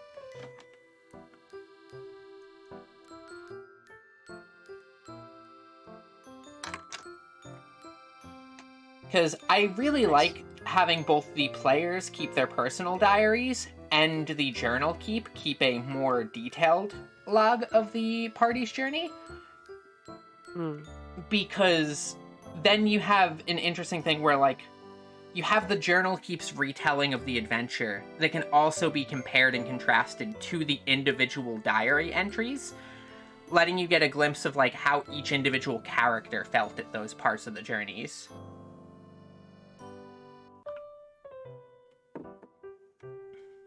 I know the perfect I get personal to growth learn type creative benediction. writing. Summon Yakuza side story. True, though, Demi. And yeah, I like that Oh. you'll be learning creative writing as you go along, which really fits with the character, trying to do the same.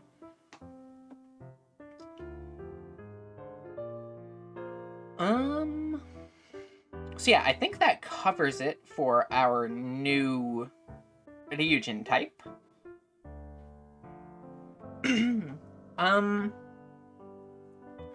Would we like to wrap this session up by actually going through a little bit of roleplay?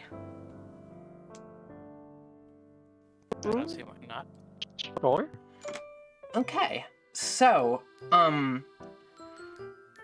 to sort of set the scene, it is the first day of the new year, and the winter has just barely started to pass. It's a very early spring this year. Even normally, though there would be piles of snow and still frost on the ground in the mornings, the new year has come in with a breath of fresh air, quite literally, and covered the entire slopes just in a very gentle warmth. This is usually a very good omen for the coming year, as living high up in the mountains, the snow and the ice very often lasts far longer into the spring than in other places. You find yourselves in the town of Tokton, which is a small but rapidly growing location of a population of around 1,000 people, and it is a small mining town set up into these terraced hills. Various tunnels digging deep into the ground. As the town has grown, and so too has its economic prowess as a mining town notable for its copper and stone, you have had many, many more people coming in, and the town has exploded in popularity over the past year.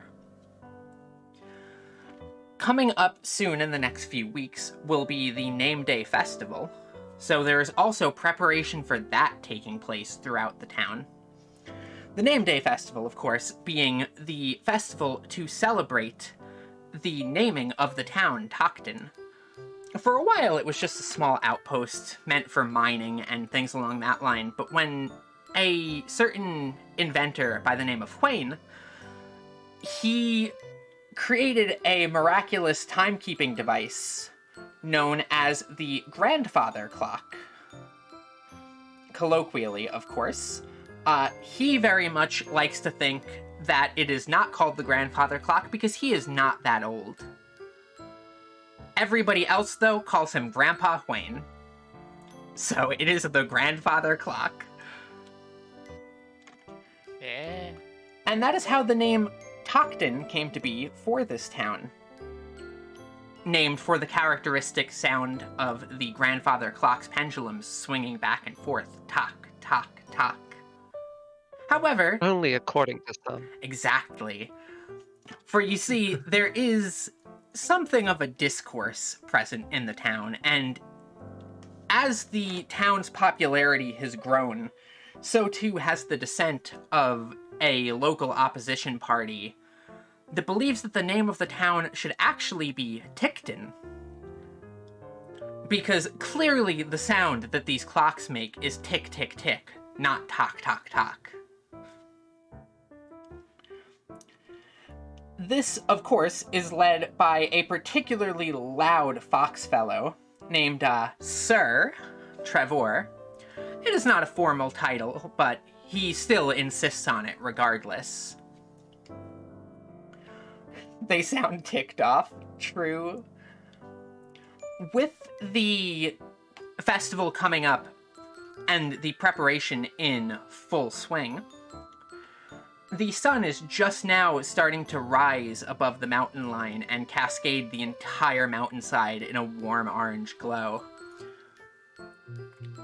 As things begin, we will start with following a small mountain dove, which I guess is just a pigeon technically, but I'm going to call it a mountain dove, as it flies through the air, sweeping up through the valley, and settles in onto an open windowsill. This windowsill is yours, Cat. What are you doing? On this most fine of spring mornings, first day of the new year.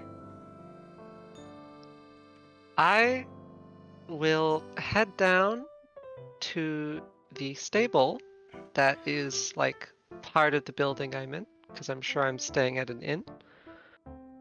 Well, you are a local member of the town, so...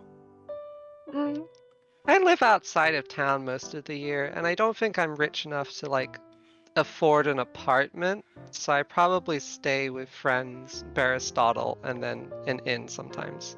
This goes to show how the housing market has affected all of us. Because in this time period, you probably could just afford a shack in town. Or out of town, or stuff like that. Like, you're a farmer, you have land. Yeah. To work. The land is dedicated. That's to why the it's a weathers. fantasy setting. You can own property. Okay.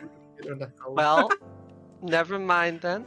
I live in a small apartment that my family owns, and it has a stable. And I'm gonna go check on my pet Weta, Pana.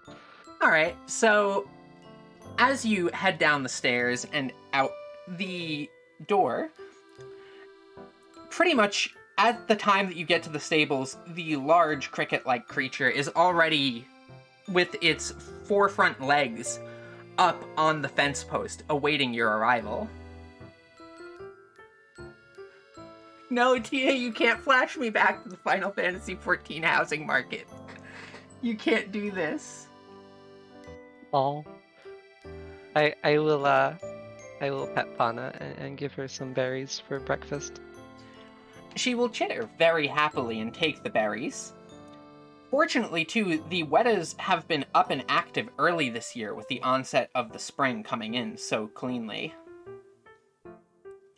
However, Passel, Setestums, where are you two on this fine morning? I honestly thought the pigeon on the windowsill would be avian. No, you are not. You are not. It is a mountain dove, thank you, and his name is John Woo. I mean, all three of you in chat who've watched Read or Die, that one was for you. The most important character. Passel, or shall I? You can. Then I, Bernard, would be tending to the billows for the forge. Something that Aristotle is never up in time in the mornings for to do himself. Listen. Especially coming out of the winter, clearly he would be barely awake in the mornings. While Yeah, it's hibernating. hibernating. Clearly, all the bear people are just constantly sleepy in the winter. Very much so. I was going to have that be a thing. The Ursine folk do not hibernate in the winter, but they definitely have a period of much less activity. Which also means this town, aside from the local livestock of the giant Wetas becoming more dormant, so too does a large portion of the Ursine population. And the population of harpies for the town, very many of them probably head further south for the winter. So, especially during the winter months, the ones who are probably most active are the Arctic fox people who also make this town home, meaning that everybody has to deal with Sir Trevor that much more. Oh my god, What a shame. the political power is seasonal. It is.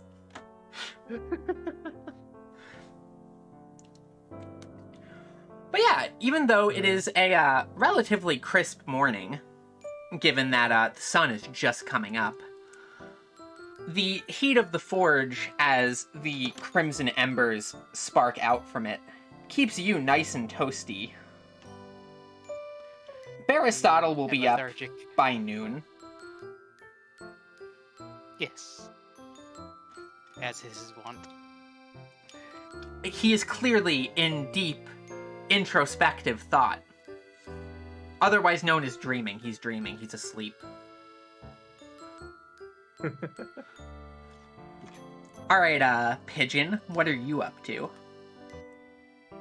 Well, Egan is still in bed, in her somewhat respectably like large house, I would say. You know, and her parents are probably down south doing merchant business, I would say. So you come from a merchant And family. that simply means that she has full access to a house. That is And, always the best. Sometimes the best vacation from home is everybody else leaving the house. Yeah, Preach. she gets to make a big mess, and no one gets to call her out on it. Alright, so you're just snoozing away. It's probably not too hard to sleep in, especially given the still brisk winter-ish air coming in. And with the sun peeking through the windows, it'll get to you eventually, but for now, you may snore away.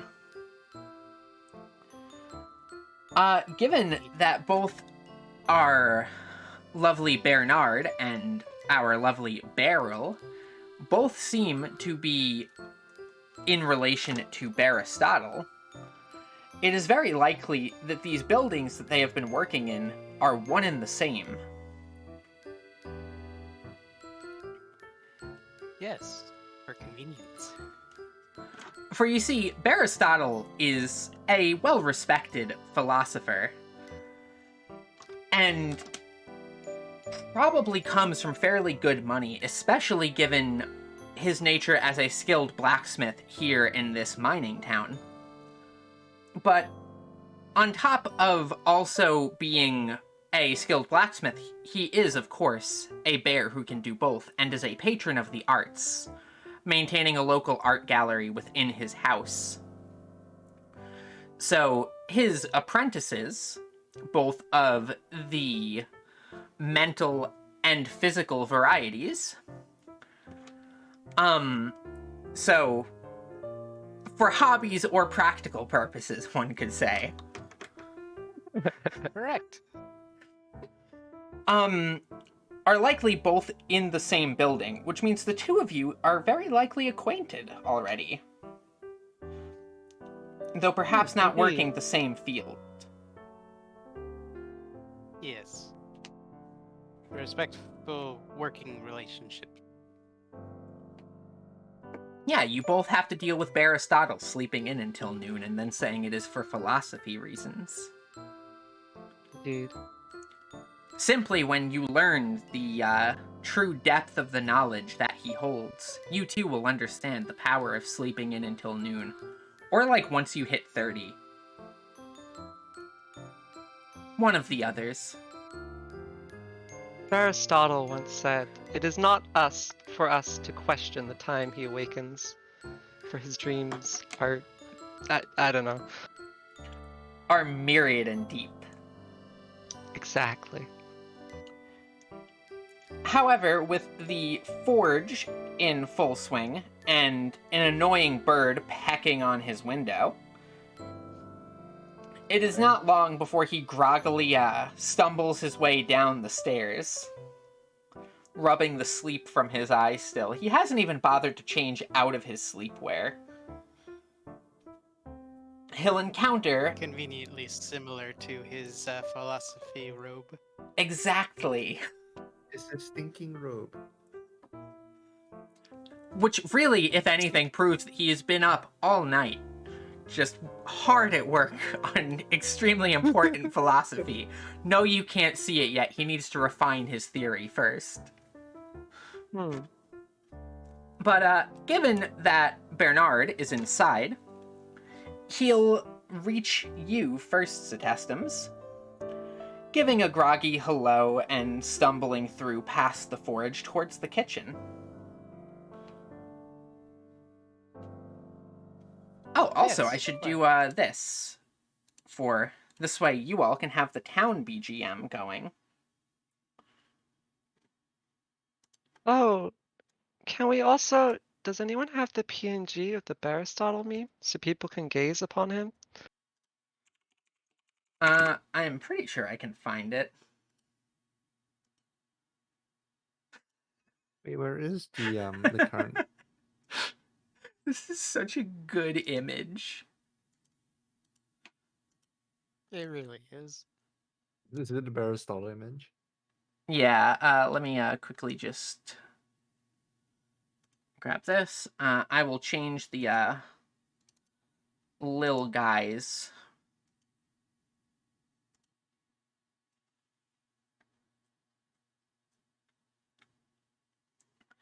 I believe the artist of this is named Gabriel, if I recall. I actually don't know the artist fully offhand. But here we go. This is where Aristotle came from into the campaign, was this image. Yeah, this is from before he moved to Talkton, I'm sure. Yeah.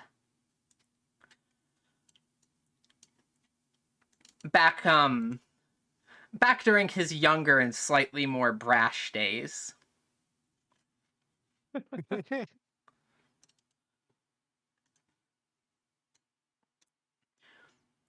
Yes. Not much is allowed to get in the way of his philosophy. No, Nick Ark is here. Especially not people's bodies if there's a pillar nearby to throw. But yeah, he just Yes. waves his groggy good morning to you and heads off towards the kitchen. Did you remember to prepare his morning philosophy juice, otherwise known as coffee? As any good relative would.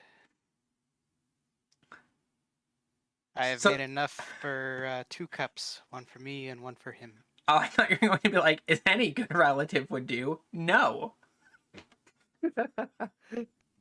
New year, new me. What can I say? New Year's resolution, actually make enough coffee for multiple people this time. New Year's resolution is to just wake up in time. It doesn't mean it's still warm. He just has coffee. You know, sometimes life is like a cold cup of coffee, really. At least that's the justification that some people have told him so that he doesn't, throw a pillar through your torso. Yes. He's also a renowned warrior. Especially given the locale here, getting coffee beans here is expensive and not in particularly large supply. This is a very... The ground is not good for it. Yeah, this is a very important import. An import of import? Exactly, and it is of great import to philosophy. Without enough caffeine, how can he think in the mornings? So really, the proper import of these beans is of utmost importance to the furthering of the knowledge of all of the world. You from outside as well would see that Aristotle had gotten up, looking through the window out into the fields where you are with your Weta. I'll head back inside and say, Happy New Year, you two. I see you're having the philosophy juice. It is now just called philosophy juice. No, it's still called coffee. It's just Aristotle told her that it's called philosophy juice, so she's rolling with it. As a good apprentice should.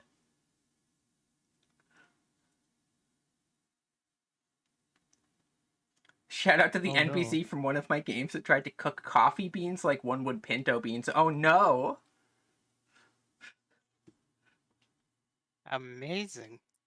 I kind of want to try, like, fresh coffee beans, to be honest. If he really had enough of drinking coffee, she's gonna take it from the source. Exactly. But yeah, Aristotle will, slightly be more awake after his first sip of the old philosophy juice, the brew of Yes. thought, and he'll return the wave to you, Josephine. Wait, is that what smart hour juice is made of as well? Passel, passel, passel, passel. Company secret. I found your secret. Passel. That's Oh, no. spoilers. That's spoilers. You can't. That is proprietary information. To those of you watching, you didn't hear that. Smart owl juice is it could be anything, really.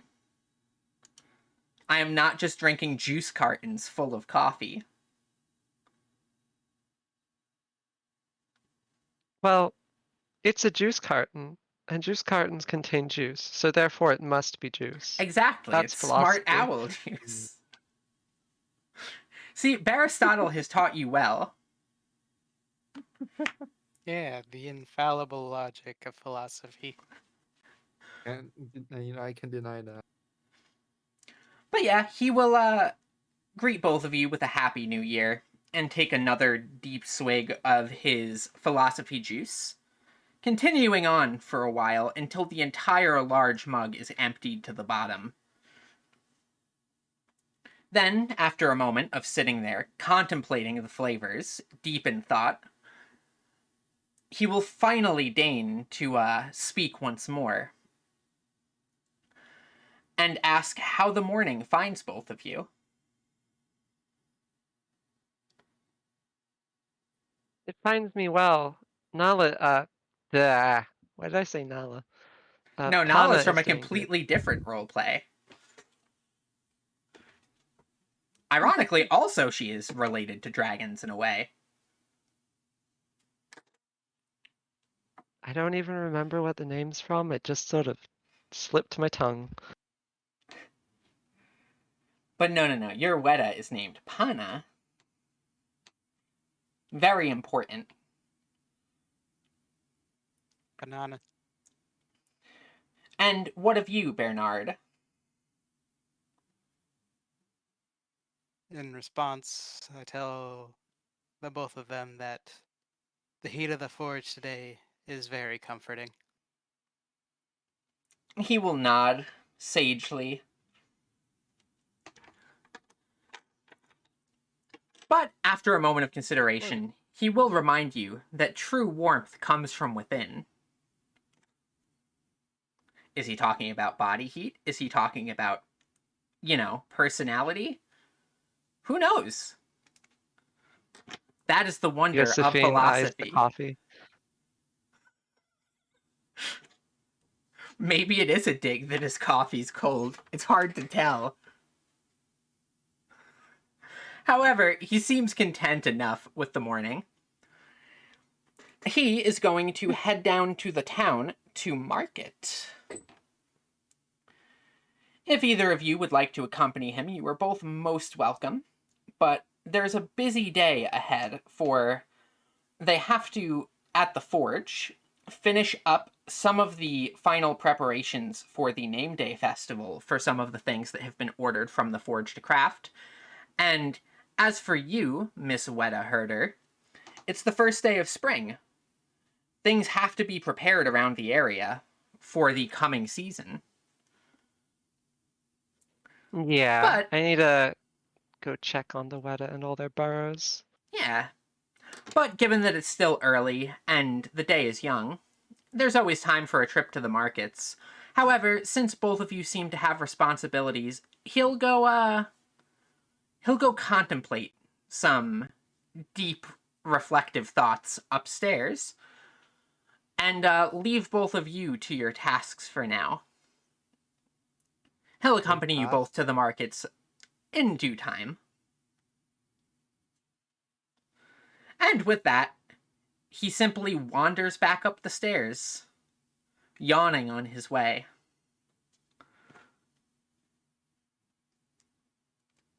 Can I already redeem the the ritual of taboo? Oh no.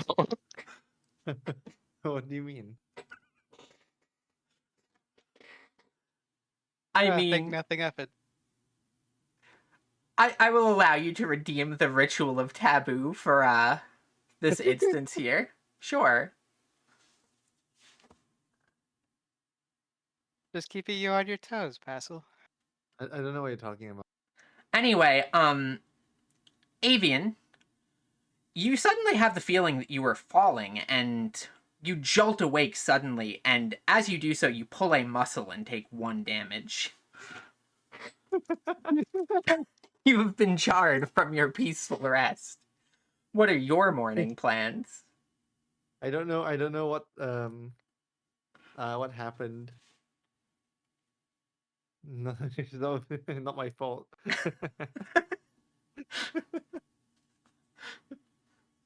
But yeah. Uh, Evian being alone in the big house is technically not true. See, her Oh, parents don't trust her to be completely alone, and the house usually have servant, and there's one that always is always sure to drag Avian out of bed so she can actually be productive. mm-hmm. And there's no he he's here to pull Avian out of bed and get her ready for the day He as she did like hear the pained groggily. yelp as you woke up. Mm. Clearly, that was your body's way of telling you that it was time to get out of bed, lazy bones. You can't blame her for taking a big snooze in the cold air. You're not Aristotle. You don't get to say that this is deep philosophy. He No, is there's going no to, philosophy issue. It's just a big snooze. tap his, foot on the ground impatiently and be like, it is a big day today. We have many orders to place and many orders to fulfill with the festival coming up in several days. It's less than a week away at this point. And Evian has given the role of a lot of people of the household of Bird to Exactly. transport stuff to and for. You're currently, while your family is out of town, functioning as the representative of this household and of their business. They're even the ones who funded the construction of the large mercantile building in the center of town, which is still admittedly under construction, but they're hoping that it'll bring a lot of prosperity to the town once it is done and serve as a great location for the circulation of various goods. However, if somebody is sleeping in all morning, Avian, then the family's good name will be tarnished and the construction simply will be difficult to complete. It's true. It's true. So now He's that glad she you has been, understand. so that now she's been like somewhat awake now, got dressed and head out to fulfill her duties. Mm. He does at least inform you that breakfast has been prepared and after you finish eating, he does give you a list of various tasks to complete. Don't. I don't know what you're talking about. I said the word tasks and I had to head you off ahead of the pass. But yeah, he has sent you out with a shopping list, and the other two have also probably finished their morning duties and are currently en route with the sleepy Aristotle towards town as well. I, however, will be right back, for I am going to go use the restroom and grab more water. So if get water too. the Sure. three of you would, or, well, once Hassel is back with water as well, once the three of you, you'll all cross paths heading into town, if you would like to chat and converse while awaiting my return. All right.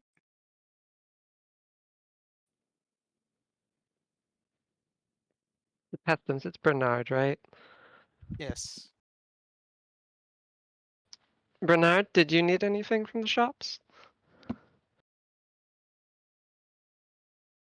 Ah. Nah, I don't think I do. Anything I need would be back at the forge.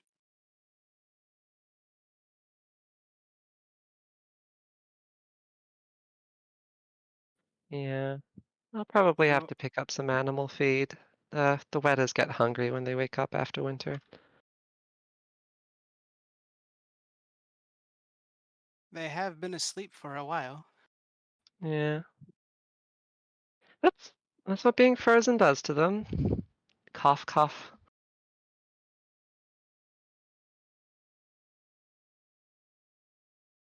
Impressive creatures.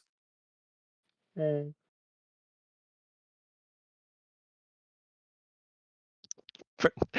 Aristotle's just saying nothing. He's too sleepy. Yeah, he's only had his one cup of philosopher juice. Almost slipped up there. Hello, I'm back. What do you mean slipped up? Oh, think nothing of it. All right. Also, welcome back, Passel. We're just being Hello. dorks. Yeah. Yeah. All right. So we're supposed to cross paths, right? Yeah.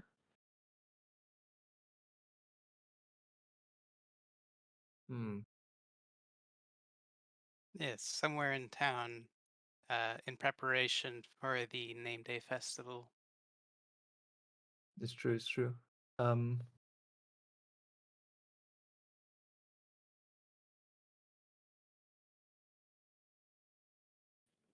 Which shop would all of us actually like go to?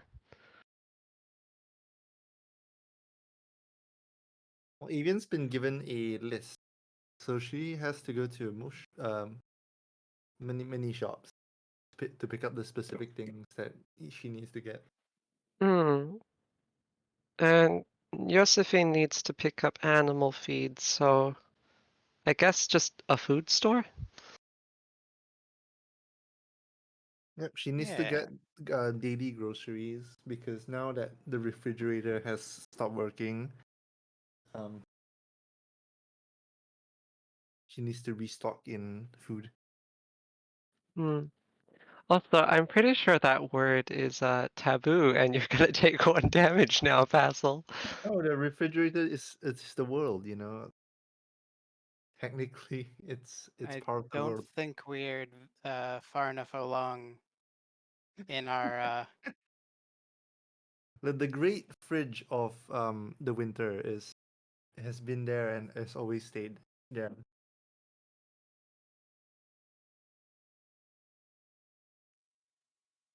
Is what Aristotle would say if the refrigerator was being discussed. I am back. Welcome back. Hello. welcome.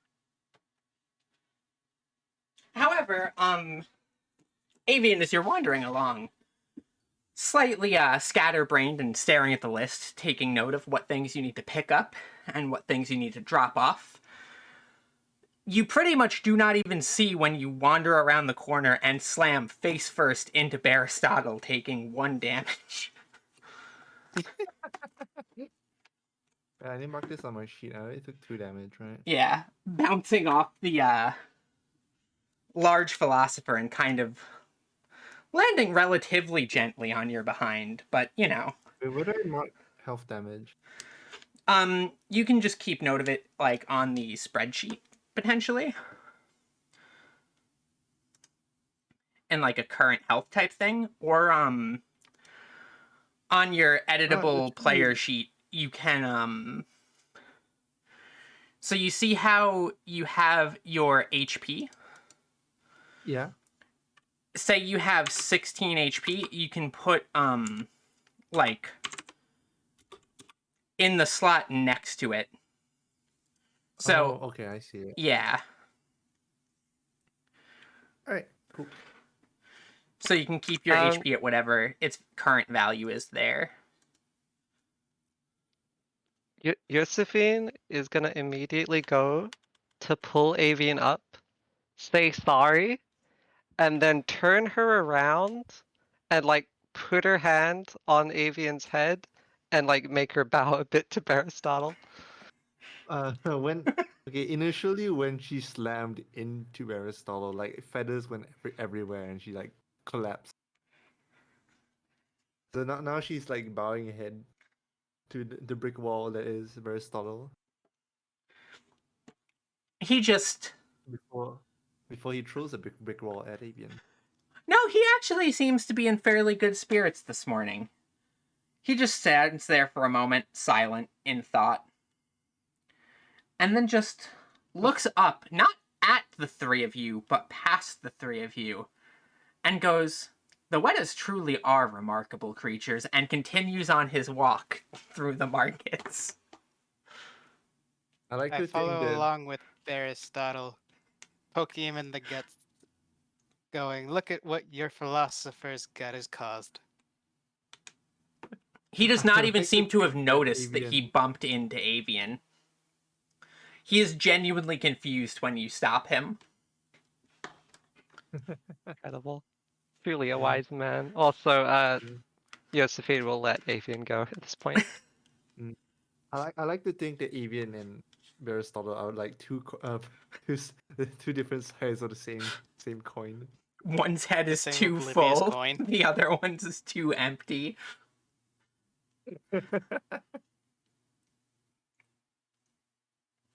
Aristotle has the brain cell. The one brain cell. And once his one brain cell has been informed that he accidentally nearly trampled the poor harpy, he will come over and he will actually bow to Avian and apologize. He was simply so lost in thought he did not see you approaching. Though... And Avian was so empty in thought that she didn't notice anything. He just smiles and nods and goes, "Then perhaps this was the world's way of achieving balance. A good omen." Balance, rather. Balance.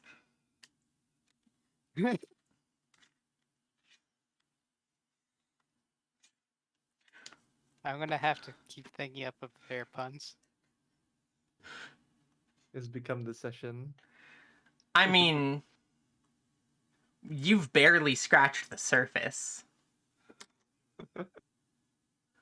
It has begun. It's gonna be unbearable by the end. I promise you that. Oh yeah?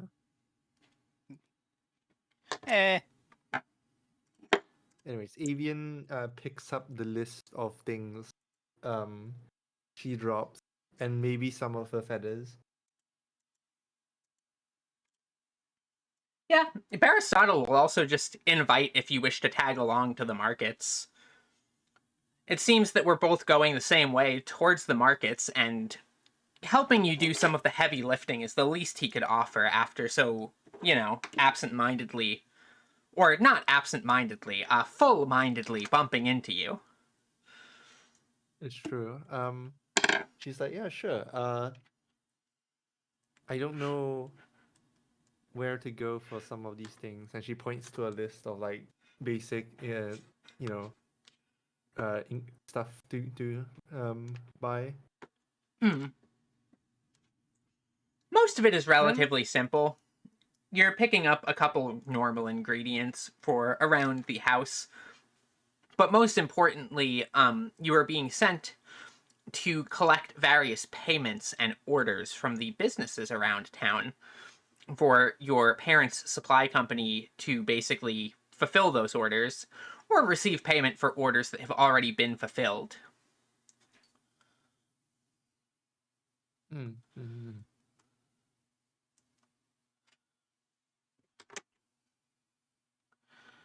Aristotle does note that more coal will be needed for the forge as well. He's been thinking, and the new ore that was discovered deep in the mines down below by the worms as they dug, he believes it could make an incredible alloy when mixed with copper, and he thinks he'll call it beryllium. Beryllium. Brilliant. A wonderful name, Master. The Ooh. first good thought he's had all morning. Hey, Oh no. You can't just like completely disassemble the bear. I'm sure he's had As someone plenty who of is thoughts. debatably related to Aristotle, I think I reserve the right.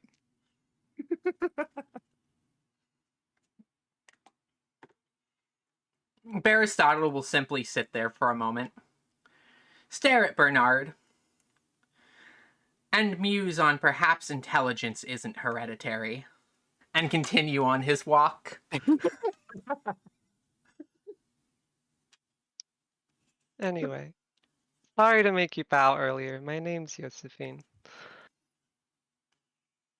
Avian like introduces herself like as a member of House what's the last name? Keel.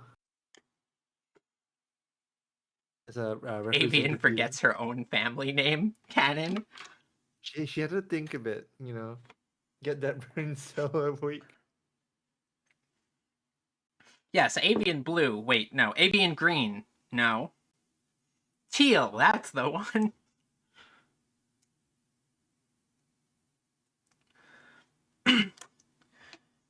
But yeah, you Because the introduce last yourself name back to for House. Josephine. Oh,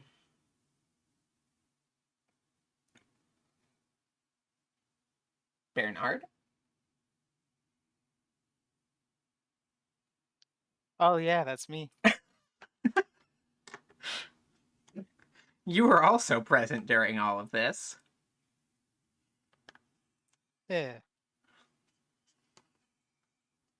It seems Bernard and Barisal do share some traits.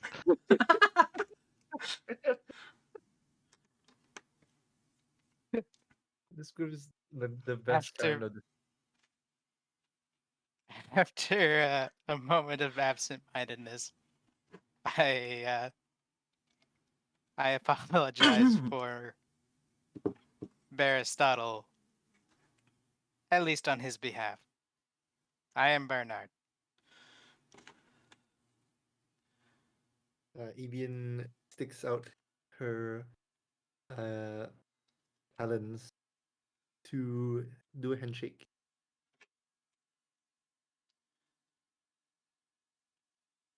I do the same and gingerly grasp. Also, in the moment here, I'm going to have each of you roll, starting with you, Passel.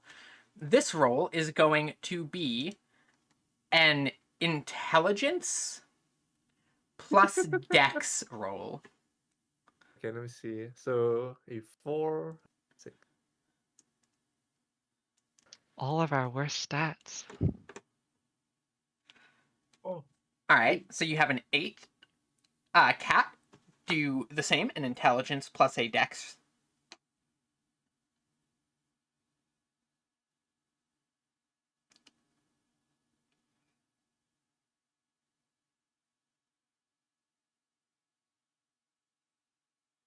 And finally, you, Cetestums. Intelligence plus Dex.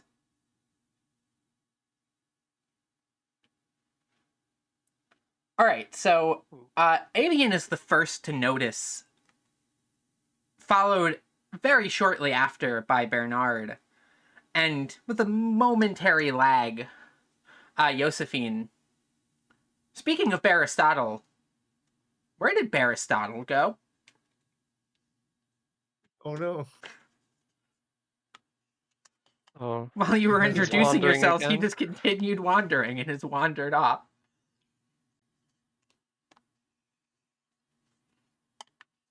It's like he was Right, barely here to begin with. because Avian had the quickest of thoughts as a bird, and her brain cells click together for once. She's like, she points to a list, and she's like, maybe he went to one of these places.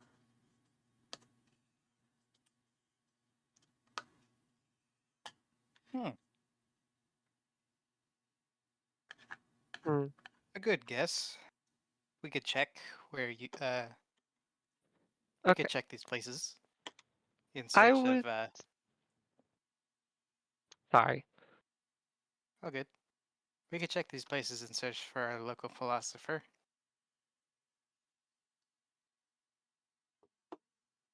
And you, Cat? As your I turn. would like to figure out, like, can we do the equivalent of a smell check? I want to see if I can smell the direction of the coffee. Smell check. I suppose you are a Ooh. bear. You have a pretty good sense of smell.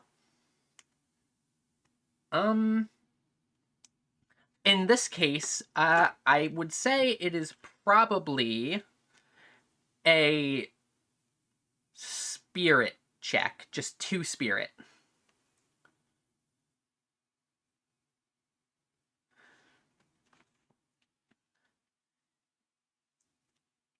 Despite your greatest force of will, you just cannot seem to pick up the scent. Especially over the other sights and scents of the town. The smoke coming from the chimneys, the sense of fresh food being made in the morning. I will, I'll look slightly puzzled and then just follow the other two. It was worth an attempt. Avian picked the top choice, the first option on the list, which is like some various produce. For the food at home. All So right. she went to the food market. So, heading deeper into the town markets, now the sun is pretty much up fully, and it's almost approaching noon as time goes on. The market is quite busy and very packed. People are heading from stall to stall trying to pick up last-minute supplies to make their things for the name day festival. And, of course, also just people are enjoying the first day of spring and a just generally very pleasant and nice morning. At the produce stall, you find yourselves face to face with the keeper of it, who is another harpy, much like Avian, and she does already have the order prepared for you, Miss Teal. No Aristotle, Avian though. excitedly shows the list. Like, look, I have the thing. She'll gingerly reach out and grab the list between her talons, careful to not puncture the sheet with her, like the actual claws themselves. And she'll read through it and offer it back to you, and then lean down, reaching beneath the fruit stall that she has, and will pull out a bag of dried fruit and offer it over to you. Avian grabs the bag very excitedly because she enjoys herself dried fruit. Real bird Can I moment. can I do a temptation check? You do not need to roll a check for this, but you can if you wish. You could just decide, but sure, go ahead and roll. This also will be 2 spirits. Oh, wait, avian spirit is like a D8. Yeah, but is the success beating the temptation or embracing it? We'll see. No, you won't see. You have to decide before the roll goes. You can't Oh, decide which the roll's result will be after it's rolled. I meant it to be a resisting temptation, Mm. which seems to be the case. Alright, so Avian 7 of resisted 16. eating, one of the fruits and not make sure she doesn't consume all of it before she gets home. all of it. You do sneak a couple pieces here and there, barely able to resist. Hopefully, when the bag is checked, you've only picked just enough little to, have it not be particularly noticeable. However, you still have plenty of other shopping to do. It's true. It looks like the next thing on the list will be various dyes. Oh, I forgot. Oh wait, no. Actually, yes, it's a fruit stall. I'll buy some fruit for the Weta as well. Very well. Fortunately, on this little shopping trip, you both are on Baristotle's dime. For But he he's is not here. yeah, but also he wasn't But I the will one vouch for it. carrying the money. Ah. A Yeah, true I- philosopher's worth is his thoughts. Unfortunately, thoughts don't really buy you things, but he left one of the 2 of you to actually carry the coin purse. He also probably would feel have like left it one would of the be 2 of you to carry all of the stuff back to the house, so... He's gonna have a hard time when he realizes that the money is gone. I mean, he's probably somewhere giving the a philosopher's true worth is their thoughts speech.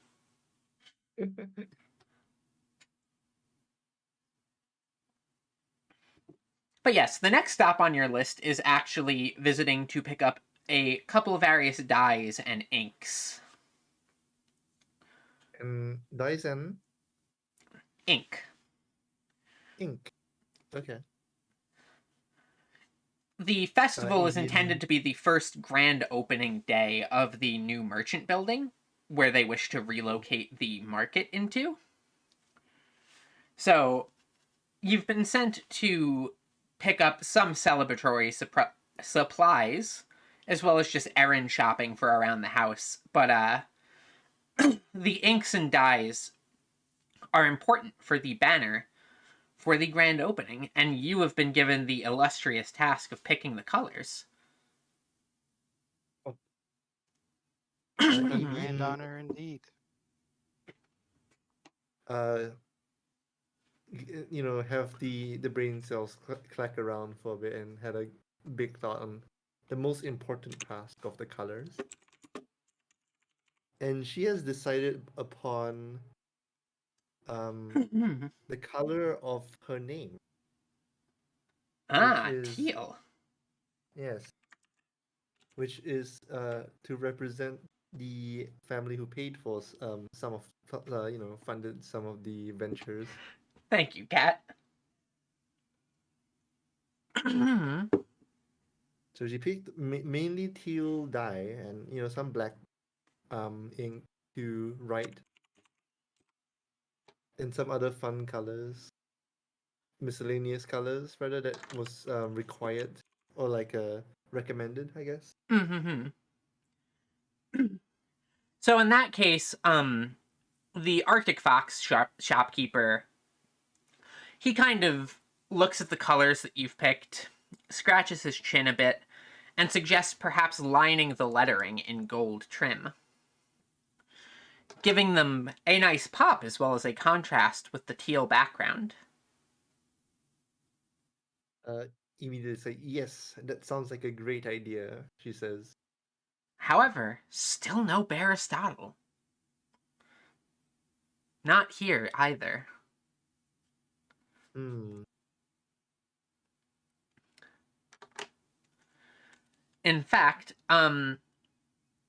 for we'll start with Cetestums for this roll. It is double int. Oh no.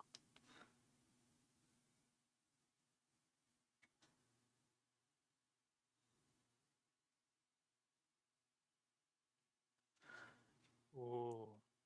You strain your mind and you think.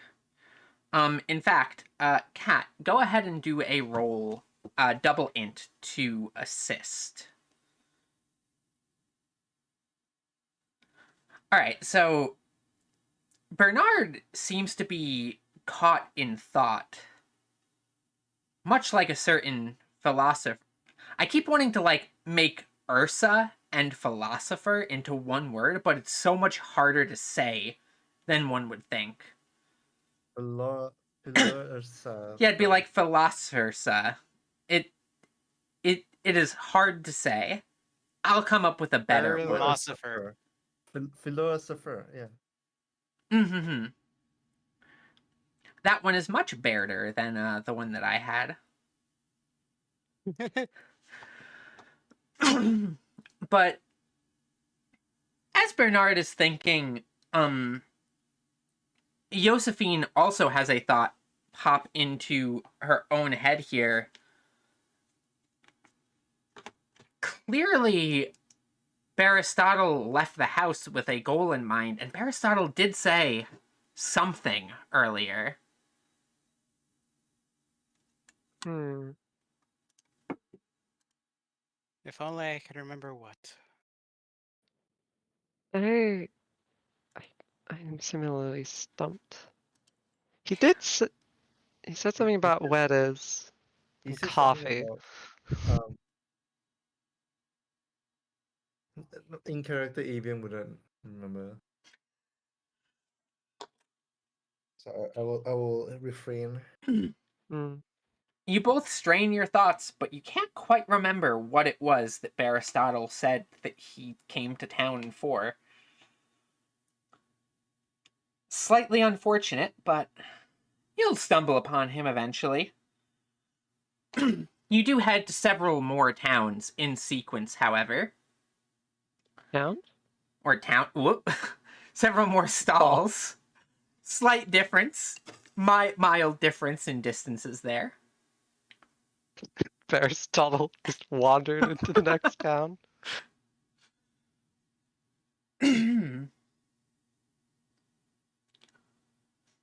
For the most part, it's mostly at this point handing ledgers over and collecting money from trades. You're wandering and you're wandering, and pretty much eventually, Avian's entire shopping list is completed, as are both of your shopping lists. But still, where Aristotle? Hmm. It's a conundrum of the mind. He's a respected member of town. I'll go up and ask someone if they've seen Aristotle. Well, let's see.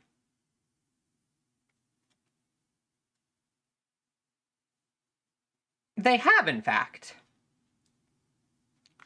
They saw him heading towards the more industrial side of the marketplace. Of course, he said we needed coal. That's what it was, Bernard. Ah, so it was. So it was. Would Avian like to Shall we continue then? tagging along with the group, or would she prefer to head back home instead?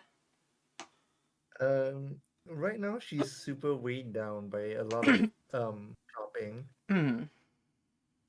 but her brain says follow along cause fun. I can help you carry some stuff if you want. True. I suppose Aristotle also did say that he owed some helping carrying of things. Yeah, I can do it in his place. Even thanks for the assistance and hands you the one of the bags full of the dyes, Mm, because the bag full of fruit is a bit lighter than she once received. Speaking of, yeah. as the bag of fruit comes to your mind, go ahead and roll another double spirit for me. Okay.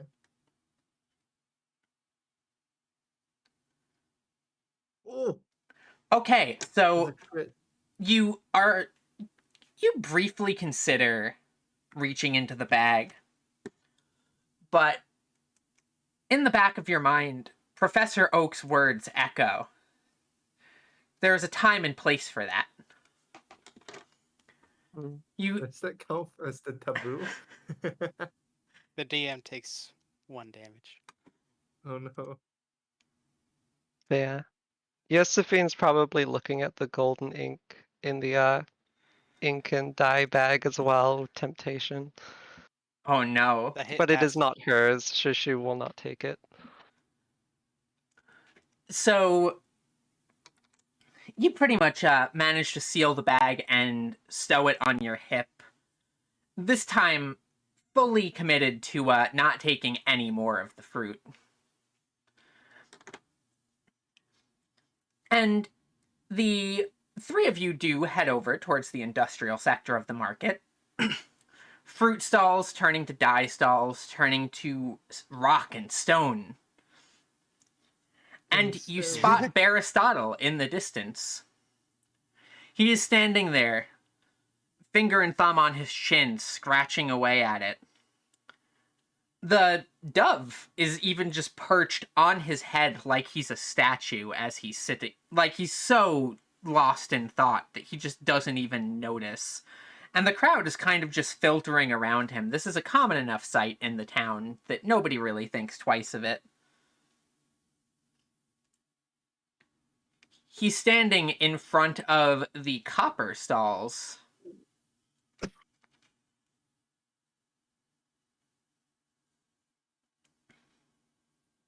Josephine will walk up, but not say anything. She'll give him his time.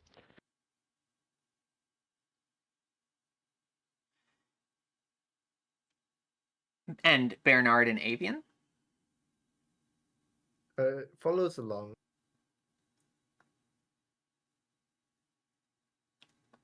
I walk up and poke Aristotle. Find what you want. He jolts out of his deep thought, startling the bird off of his head, which flies up and away. He was actually just in the process of thinking about that new material, beryllium.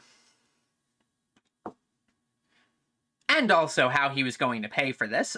He seems to have left the money with all of you. Lost his marbles, as it were. He'll laugh at his own joke. For context, in this world, and in the current nation that this takes place in, the lowest denominator of currency, which is almost in a way considered worthless, are marbles, because the glass is cut by professional glass cutters in the capital into various shapes, and the more faceted and many-sided the shapes of the glass cut is, the more valuable that glass is.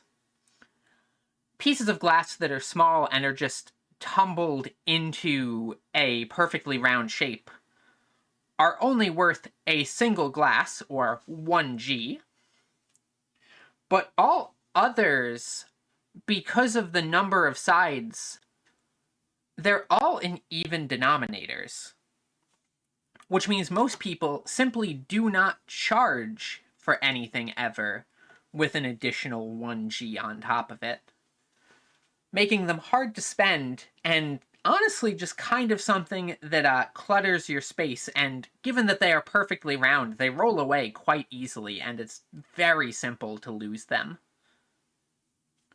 Not that it's a particularly big deal when you lose them, but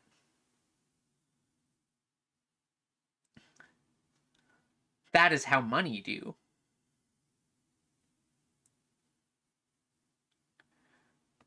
Speaking of money do, Yes. however, he will ask you all to pay for the copper, and he will offer to help Avian carry her stuff back to the house as well. He did not forget.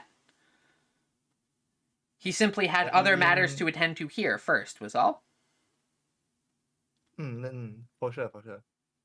Hmm. Avian hands some of the load of the stuff she collected along the way looking for him.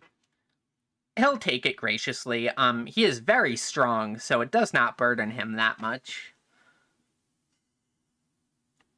However, he does leave the heaviest carrying to his two faithful assistants.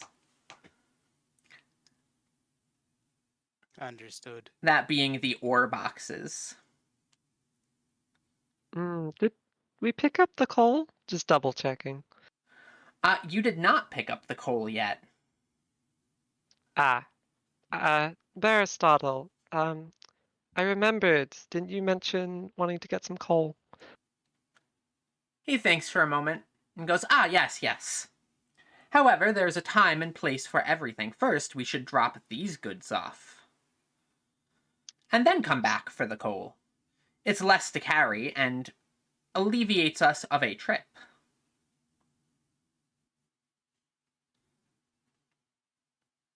Wait, Josephine thinks internally, how does that alleviate us of a trip? But doesn't say anything. It could mean anything. If there's no objections to Aristotle's wise words, though. He'll lead the group in carrying... Well, technically he'll let Avian lead the group of going back to her house. She, first of all, she with her empty head, completely agreed with everything Aristotle has said. She is quite the intelligent words.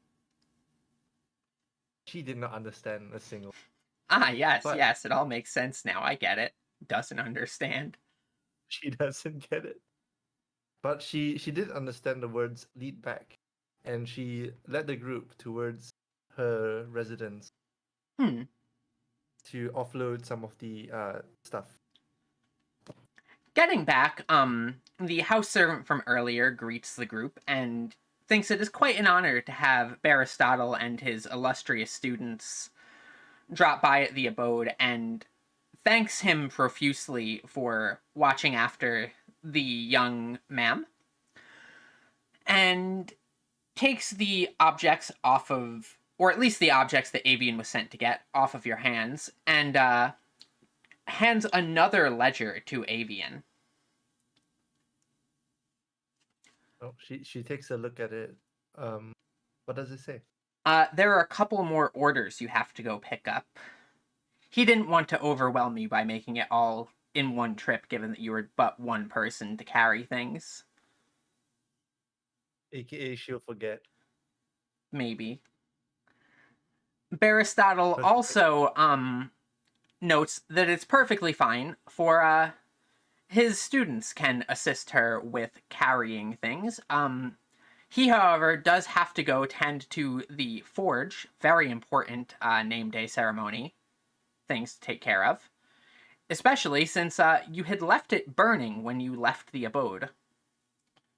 So, he'll go take care of that to make sure that, everything is in order. But he will take most of the objects off of the rest of you and offers to carry that back to the house. Oh, thank you. It is the least he could do.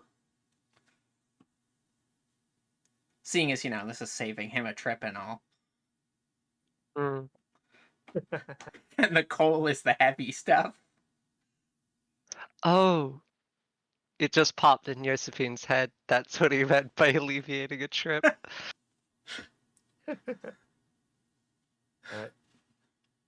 But, Evian has a no thoughts, but she is very excited to go for round 2 of collecting stuff. So Aristotle will depart, carrying things back. And that leaves the three of you, I suppose, to head back into town if you wish, given that Aristotle has volunteered your services. And also, you still need coal.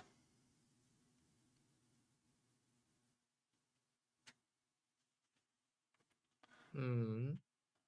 So, Such as Aristotle's wishes. on your way back down, because Avian lives slightly in a higher up area, given her parents' relative wealth, they get to live in a slightly more isolated part of the town, further divorced from, the major hustle and bustle of the town square. And Mm. on your way down, you spot something in the distance on the road. Oh. Evian takes a closer look. Squinting at it as you approach, you can see that it's a body of some sort laying in the road. Uh-oh. Uh, Oh no. Avian, is a bit concerned and rushes forward. So, rushing forward, presumably accompanied by the other two, I would assume. yes. Yeah. You find face down in the street, next to a drained bottle of grog, another bird. They seem to be okay, just unconscious. And that is where we shall leave things off for now. Mm. Wait, can we take Ooh. a pen and draw on the face? I mean, if nobody stops you, I suppose you could. Avian didn't bring a pen. Mm. Josephine always keeps a pen on her. I'm sure that she will not let you have it. Will not volunteer it up. I should have used my personal item for a pen. No, Well, that's what I did. I'm a fool. Hi. It looks like this mysterious bird's face shall remain undefaced. Mm. I'm sad they never woke up though. It's okay, there's always next session. Yeah, we'll need a different time. Yeah. We'll figure out a time. I'm fine with any time, as I've said.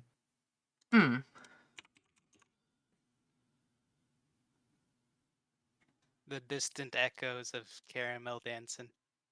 Oh no.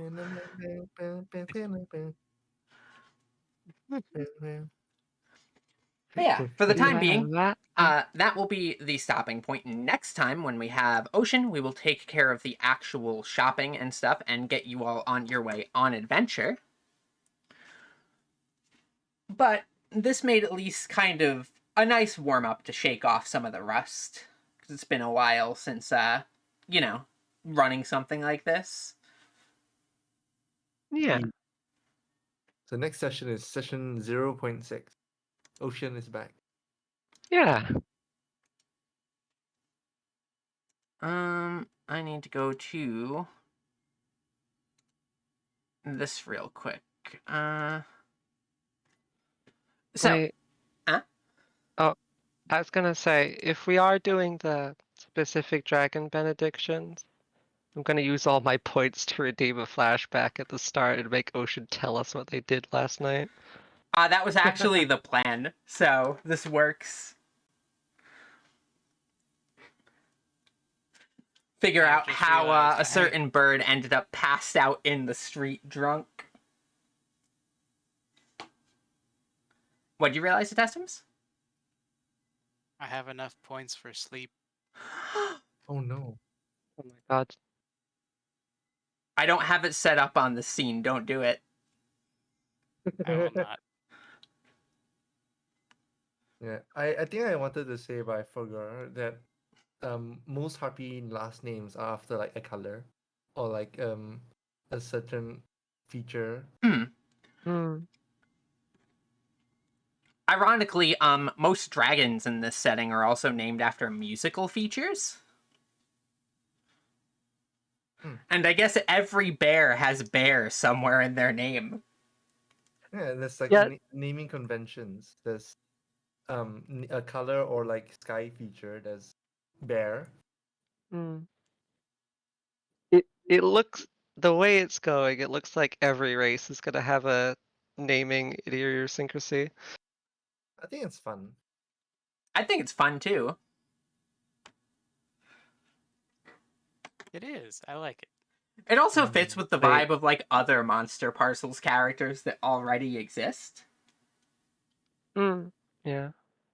Does this does this mean all of the foxes are going to be like fake French, like Trevor? Probably. Just very pompous. And Wayne is a lycanthrope, so probably the long progenitor of the Wenwolves. Oh no. And Wayne is just Yeah. very old English for when. Oh, and he made a clock. Wait. Oh no. For Wendy, I Probably guess that somehow makes it related a to great, great, Wendy. great, great, great grandfather clock. Sure. Is this where Wendy got her big clock on the back? It's possible that she bought it directly from here. Even though this takes Possibly a place, family heirloom. yeah, this takes place somewhere between 10 and 15 years before the start of Monster Parcels the Game would. But Wendy, being a Wenwolf, technically could show up whenever. Hmm. I bet she showed up like the on the specific day of in the invention of the clock. I'll take your And bought one of the entire first. stock. I'll take it. One. She bought like the first ever grandfather clock.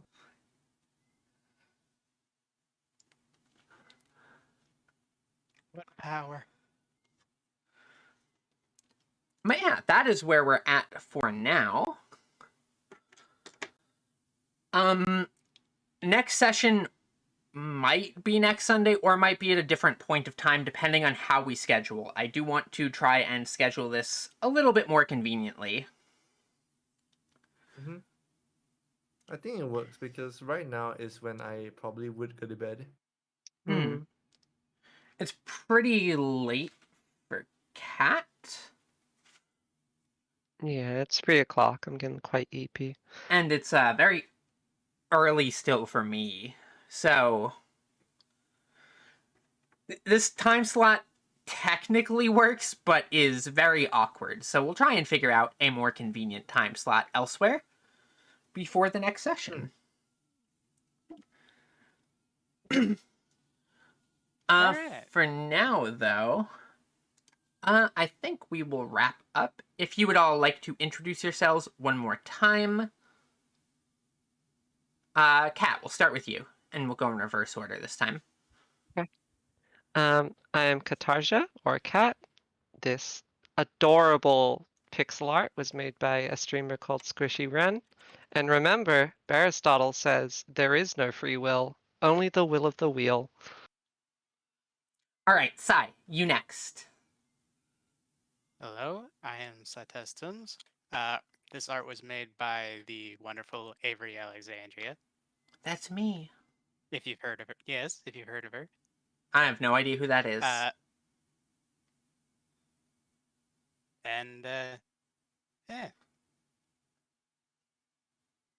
And I am Vessel. This art is coincidentally also made by the Avery Alexandria. And Weird. I do dumb stuff. All right, so now we need to figure out who to raid if we're raiding. Though, given the time and the lack of sleep, I'm tempted to just tell everybody to go to bed. Bed is good. That sounds good. But we Although- could also raid. Squishy Ren is actually online now, according to that shout out. So Oh Wait, yeah. They're live? Well, I know who we're raiding. Squishy Run. Okay, so next stream will probably be Atelier. Might be more of this, depending on how the rescheduling goes. But I'll have to figure that out with the party. So until further notice, it's probably Atelier. Next week will be normal streams. The week after, I am actually leaving home to go visit my sister for a week and stay with her. So I probably will not be able to Nice. stream during that week, but I will keep up to date on things. So, Okay. yeah, that's pretty much the plan here. We need a raid message. Got some options. We could do something like Aristotle. Gabonya, we could do Aristotle, we could do something relating to the sprite. I like Hmm. Gobunya. I want Gobunya. Gobinya is pretty Goblin, cute. yeah. Okay. Gabonya it is.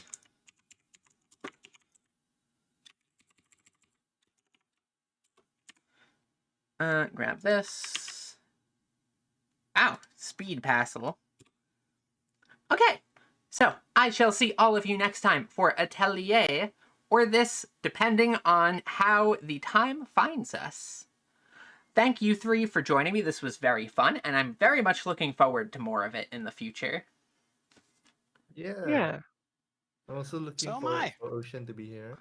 Yeah, we'll figure this out. We'll get the Definitely. into the speed of things at some point. For I now, wanna though, fill in my spreadsheet full of stuff. I shall thank you all for watching, thank you all for joining, and until next time, hoodaloo!